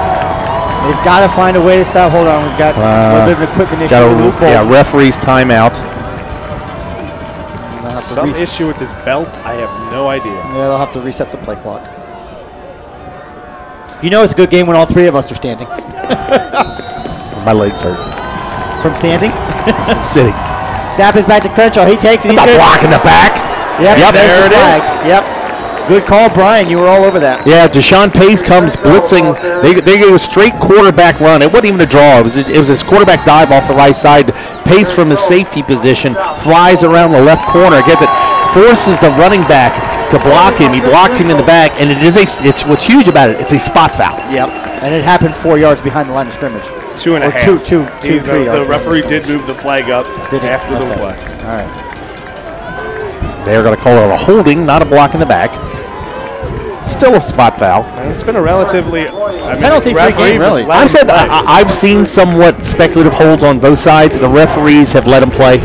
Yeah. So far. Yeah, no, it's game's not over yet. The referees could still mess this up for us, but no. All right, so first down and 20. Well, it's longer than that. Yeah, first down and 22. 16 in motion. Crenshaw in the backfield, takes it, fakes the handoff, keeps it himself, tries to find some room, and the Colerain defense collapses on him after he picks up about 2 yards on the play. Trey Harris from the interior, and for almost this whole game, those little defensive linemen for the Colerain Cardinals have been pushed back. This time Trey Harris gets the penetration and gets Crenshaw in the backfield.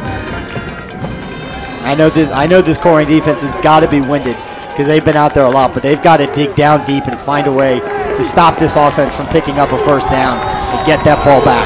Second down and 20.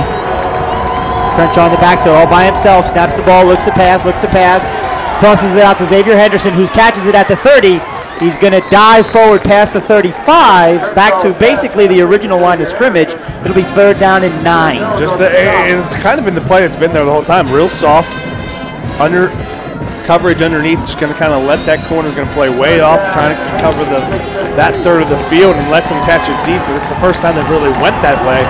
Cardinals give up about 12 yards, but still third and 8. The Cardinals imploring their fans to yell and cheer. They need to get to the 35-yard line for a first down. Excuse me, the 45-yard line for a first down. They're sitting on the 37. Crenshaw's in the back, looks to pass, throws it out wide. It is caught. One missed tackle, two missed tackles. Pepper's still on his feet, but he's going to be tackled, gang tackled by the Cardinals. Luke Bolden and the whole conclave of Cardinals making it happen. It's going to be fourth down, and Pickerington's going to be forced to punt. Yeah, fourth down and a long 2. On your own side of the field. I tell you what, they're leaving their offense out there. So they're looking maybe to draw the Colerain defense off. They've had success just as a power running game. They brought 9 back into the ball game. We've seen that counter to Gary Brantford a couple times. Brantford, yep, absolutely. Let's see what they're they just do maybe here. looking to draw Colerain off sides. Tom Bolden, Colerain coach, runs out. He's going to call a timeout. So with 5:17 to play, the Cardinals used their first timeout, down 6 points. What a game. It's a great game. What a game. I just wished it had been a clean game for Colerain. I mean, if they can't come back and they can't win the game again, the questions are going to be raised again. What is it about the semifinal level that we just shoot ourselves in the foot with the fumbles? And you're also playing much better teams. The Ivan Pace fumbles were by hard hits. Yep. Contact. The Smith-Moore one, that's really the only kind of, you could say, mental blunder. And also the fair catch dropped. That's what I just said. Yeah, that's one of our first. Was that DSM? That was it? Yeah, that was DSM. All right, gotcha. But you're right. That was the only one, really. The other one. That's the only what you'd call an unforced error if we were playing tennis. Yep. No, that's a good call. As I said, You're right. The competition gets much better. Competition's better, and Pick Central has matched our physicality. Yeah, and a lot of teams don't do that. Well, and what I've seen too, they got a couple guys going both ways. They go so deep. Colerain guys got a bunch of guys both ways, but they're not that deep. Colerain's walking wounded. I'm watching Ivan Pace lip around. I'm watching Dan Bolden lip around. Rusty Fest looks like he's playing with one arm. Give these guys credit. Yeah, we're in a fight. Yep. So it's a battle. So the punt team is in there. Does Colerain have enough guys? No, they don't. They only have 10.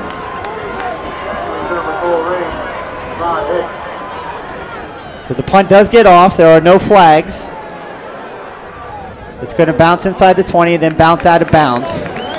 So no harm, no foul. A little chaos on the Colerain sidelines there. Coach Bolden wanted an explanation, but at the end of the day, it's going to be 1st down and 10 for the Cards at their own 17-yard line, trailing 34-28. 5:09 left to go in the game and 2 timeouts. Cardinals got lucky there. Yeah, they did. They ran off. I mean, the formation. They were a little confused about what defense was out there. Jakari Patterson came running off the field. Luckily for the Colerain Cardinals, he was the 11th man, not the 12th man on the field. Yeah. Because he didn't get off before the snap was made. Colerain showing a little something different, right? Well, yep. No, they're not. Same thing. 2 wide receivers off a half wing. It's pretty much been there. Yeah. Okay. As we wait for Spectrum's TV timeout, but the play clock's running. Okay. No, just waiting for the. I don't know what we're waiting on. Waiting on the signal from the side. There we go. Gunner under center. Takes the ball, fakes the handoff, keeps himself, tries to run it. It is on the ground. J.J. Davis picks it up. He's going to cut in, hit hard by Pick Central, but not before he picks up 4 yards on the play. A great effort by J.J. Davis. The pitch was there. He did drop it, got a good bounce back, but he picked it up, made something out of nothing. And I tell you what, he was stuck. Yeah. That was a hard hit. He runs through the tackle, picks up 5. 5-6 yards. And gets out of bounds, stops the clock. All playing that way. Just the way the coaches drew it up. He didn't plan it because the thing he catches, he got a lot more than 6 yards. Yeah, absolutely. So getting the feed now from the sideline, getting the play call. On the near hash. Gunner under center, 8 seconds to go on the play clock. He nearly takes a snap, hands it off over the middle. DSM's got it. He's going to cover it up. Pushing his way past the 30 and enough for a Cardinal 1st down. You know, Pickerington Central still crowding the line. How quickly do you go back to that quick pop pass against? It's a good question. It's a good Colerain question. is going to just manage this ball. They want to give the ball back as little time as possible to the Tigers. But don't if it's there, take it. No, they're going to take what the offense gets them, but they're not necessarily going to go play action right off the bat. Right. And they're deep, right? And you don't want to. Oh yeah, you work it probably to your midfield. That's where Colerain likes to take a strike with the pass.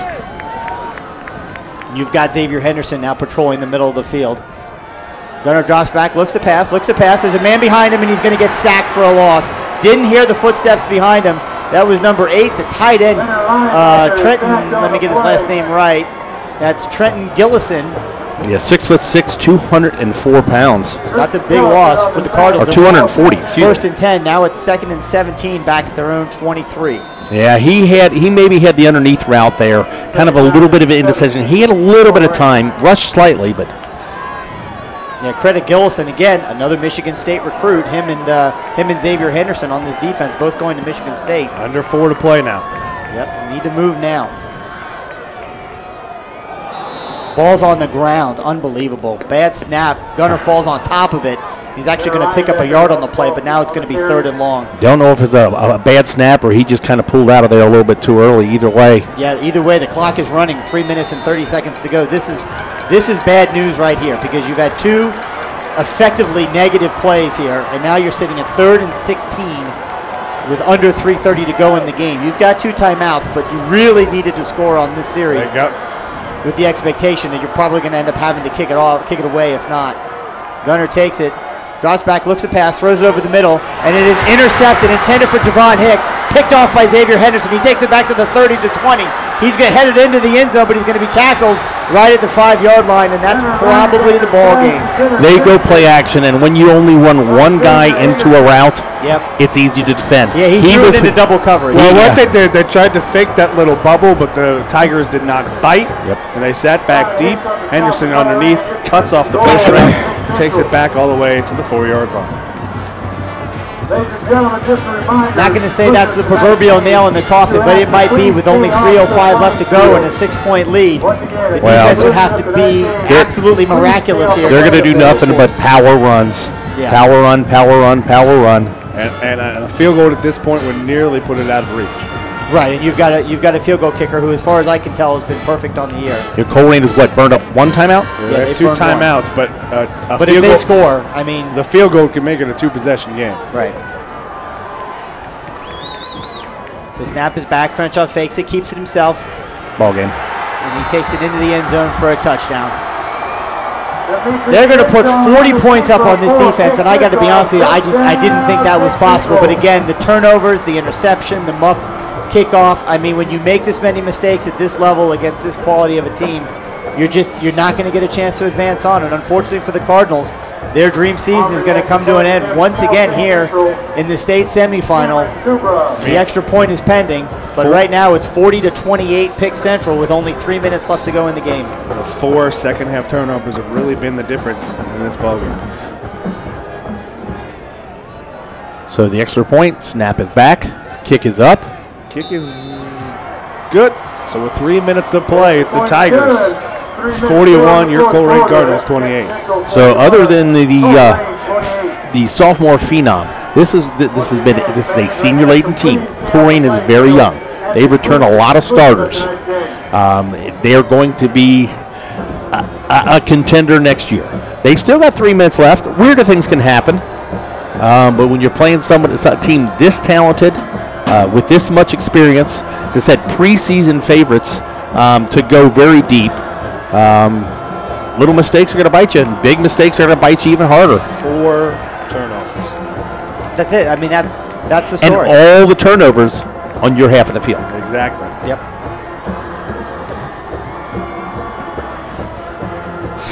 Well, really, that's deflating. There's no doubt about it.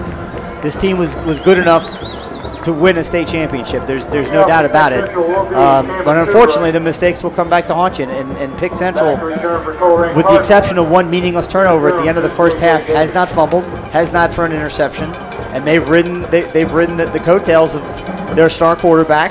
Again, only a sophomore who's an incredibly talented young man. This Pickerington Central community absolutely should appreciate this young man while he's here, because he is a game changer. There's no doubt about it. But, again, credit the rest of the defense and the entire team, really. And there's another pooch kick, and it is caught this time at the 35-yard line. Fair caught by, I believe it's Javon Hicks. There's Javon Hicks. Catches at the 35, and that's where the Cardinals. And you know what? Look at Javon Hicks walking off field. He's limping. Oh, the Cardinals have been hurt. I mean, Ivan Pace is your Mr. Everything. No excuses. No excuses. But Yeah, but when you get an injury, most of the time it's because the other guy smacked you in the mouth. Yeah. Pickerington Central has smacked Colerain in the mouth tonight. And, depth in the team. We've responded. There's no doubt. Yeah. You respond with making mistakes, and it hurts. So I don't know why the clock says 2:59. It should say 3. That was a fair he catch. has to have a catch to. You need to run off a second. We can't fight for that second. So Colerain's going in shotgun formation, 4 wide receivers. Yeah, I mean, they're going to throw the ball now. There's no point in trying to run the ball. There's a pass catch out to Sincere Jones. He's got it, and he takes it out past the 40. Again, there's absolutely no way that Pick Central is going to be playing up on the line now. They'll let Colerain have 5-6 yards every single time. Let's see this 2-minute offense, see how quickly they can get down. Much wider offense. Gunner takes it. He's jumping around looking to pass, and he throws out of bounds. Yeah, Xavier Henderson just kind of playing a little center field right there. We've seen him creep up to the line to take away, but now he's just kind of playing a little center field. Absolutely. Pass is thrown out of bounds. 2:37 to play. It'll be 3rd down and 4 from their own 41. Again, we talked about the size of the defensive line. Colerain's offensive line, pretty good size. But when you're playing seniors that are 6'4", 275, 6'5", 250, 6'3", 220, 6'6", 240, there's some big boys out there. Yeah, there's no doubt we're going to struggle over that size. Defense is getting great penetration and just came right through the line. Gunner ends up on his back. He does get the pass off, but it's incomplete. Yeah, Javon Hicks was there about the 50-yard line, sitting down on a little hook, but Leyendecker just got smacked as he threw the ball, caused the errant pass, and that's 4th down and 4. Yeah, that was Isaiah O'Connor, one of the few juniors starting on this team. So we bring up a 4th down and 4. They need to get to the 45. And the other thing we don't think about for Javon Hicks, he's going both ways, and it's very apparent that he's struggling right now. So 3rd down, or 4th? It's 4th Run down. speed option this side. And we have a whistle and a timeout. Colerain timeout. Yeah, that was a formation trips to the left with Hicks one-on-one, and I don't know if that was a combination of things. That was, I want to get the right play in the formation, but you can kind of tell a couple of the receivers are a little winded. Sincere Jones, Javon Hicks going both ways. 2:34 to play, 4th down and 4 for the Cardinals, their own 41-yard. But you know what? A little bit of time. Yeah, I mean, it's time left to play. Miracles happen. But how about that J.J. Davis? He's going to have over 200 plus well yards over tonight. 200, probably 250. Is it close to, not close to Dominic Goodman's playoff record for Colerain? It's 259. Yeah, that'll be close. They'll be close. Be close. Yeah. There are a lot of good takeaways, to take away from the season. A lot to look forward for next year. But honestly, again, now I want to take a minute and thank the seniors, because the seniors on this team have been fantastic, and not just Gunnar Leyendecker and Javon Hicks and Dan Bolden, but there are a lot of seniors on this team, and I know, Brian, it's important to you to try and give those guys credit, because they've given so much of their time to Colerain football. Well, we'll go through the list as the game as we get near the end. As we get near the end, because we got a 4th down and 4 right now. So 4th down and 4 at their own 41-yard line. Cardinals, 2:34 left to go. They're going to need a big strike quickly here.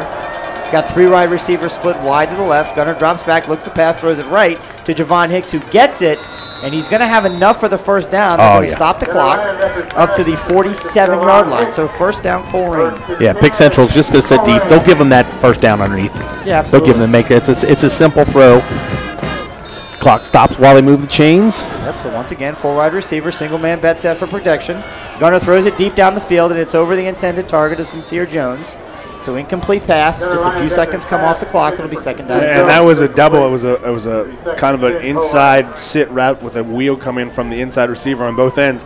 And on both plays, Huber and Hicks were wide open about 15 yards downfield, because Central just said, that's fine, have that 15 yards, you're not beating us deep over top of that wheel route. Yeah, Snap is back to Gunner, looking to pass again. Man across the middle. He's looking to try and find some room, and he's going to be sacked. He does throw it, and it is incomplete, so he's not going to get sacked. That was Gillison once again back there, and he had Gunner wrapped up and threw him down, but Gunner was able to throw the ball, and it is going to be Gunner comes up limping. Yeah, well, he got hit hard, and he got slammed to the turf by Gillison. Referee asked him if he wanted to come out and just shook his head. What are you talking about now? Yeah, no, I'm not coming out. It's 3rd down. It's 3rd down. I'm a senior. I do everything I can to bring my team back. He's in a tremendous amount of pain, Gunner is. DSM in the backfield. Got to try and find a way to protect him. Gunner drops back pass. He throws it across the middle. It is caught. J.J. Davis. Unbelievable by J.J. Davis. Takes it out past the 40. If he doesn't bobble it. No. He's gone. If he doesn't bobble it, it was that little post seam route. It was there, and you're right. It was a little bit low, kind of off his knee a little bit. He bobbles it, but if he catches that in stride, there was a little bit of room. So they got a chance to put one more score on the board here. They've got 1 timeout left. 1st and 10. Drops back, looks to pass, does Gunner. He throws it, and it is complete. J.J. Davis has got it. Javon Hicks. I'm so used to saying J.J. tonight. Javon Hicks has got it out, and it's going to be another fights his way for the first down. Stops the clock for the 1st down. So good execution on the passing game here for the Cards. Well, he caught that at 8 yards, and the clock would have kept rolling if he would have stopped there. But he's a strong kid. He got an extra 2. So again, 4 wide receivers. Gunner drops back, looks to pass. He's going to be sacked and taken down by ball's loose, and it's another fumble. That was number 19 coming from the outside. That's Tavon Mays. Stripped it, hit Gunnar Leyendecker. Gunnar Leyendecker, you know what? Give that young man credit. Gunnar Leyendecker has had one of the careers that you don't like to see from kid. Often injured, And he started the season hurt. He's ending the season hurt. But what is he doing? He's getting up to fight again. Yep. Gunnar Leyendecker and all these Colerain Cardinals. We talked about your seniors doing their school and their parents and their community proud. Yeah, and he faced a lot of that adversity last year as a junior, really trying to get healthy. He missed most of the middle of last season as a junior with injury. Started off this year not completely healthy and trying to come back, and he did. And the Colerain Cardinals now have turned the ball over and Pick Central now it's just five times and a half. Yeah, 5 times, and All right, so it looks like they're going to Pick Central in victory formation. So let me run through these seniors real quick, Chris. Thanks again to all you guys for everything that you've done for this school and this community. Javon Hicks, Josh Huber, Dan Bolden, Deontay Smith-Moore, Luke Ponting, Ethan Stout, Gunnar Leyendecker, Billy Cromwell, Darian Steele, Jordan West, Nick Martini, Javante Turnage, Michael Brock, Tanner Real, and Hector Lopez, Sam Teetsort, DeMonte Allen, Brennan Hobbs, Trey Harris, Jacob Davis, Ethan Butler, Jonathan Hudson, Jake Relly, Taj Roberts, Nick Kroger, Kevin Taylor, Josh Shelton, Donovan Toney, and Desmond Harrell. Thank you, seniors. We also like to make sure we correct ourselves. Deontay Smith-Moore is just a junior. He's listed in the program as a senior. And he is the presumptuous guy to take over for Gunnar Leyendecker next year at the quarterback position. So after 2 knees, Central will take a third. Demetria Crenshaw, the ball carrier. It'll be 4th down, but Central will not have to run another play. So with 24 last seconds will run off. So this one is over. So thanks again to all of our corporate sponsors: Arab Pest Control, Fast Signs, Friedoff Accounting, Friendship Baptist Church, Toting Realtors, Joseph Toyota of Cincinnati, Langdon Meats and Fine Wine, La Rosa's, Life Touch, Long Schaefer and Company, Northwest Association of Educators, Quinn City Running, Supercuts, Thrivent Financial, Susan Bennett, Underground Sports Shop, Cardinal Corner, Valley Metalworks, Kona Ice, Midwest Stonescapes, Quaker Steak, Plato's Closet, Game On Sports, and Joe Capples Landscaping. For Brandon and Brian Wyatt, this is Chris Amenitis signing off for the last time this year as the Colerain Cardinals fall to the Pickerington Central Tigers in the state semifinal by a final score of 41-28. We'll see you this basketball season as the Colerain Cardinals, both boys and girls teams, get ready to hoop it up here in a couple of weeks, and all the other exciting winter sports that are going to take place. Great bowling action ahead as well. So for all of us at wearecolerain.com, we are thankful and appreciative for all that you do as our boosters, and look forward to serving you the rest of this season. Thanks, everyone. Good night.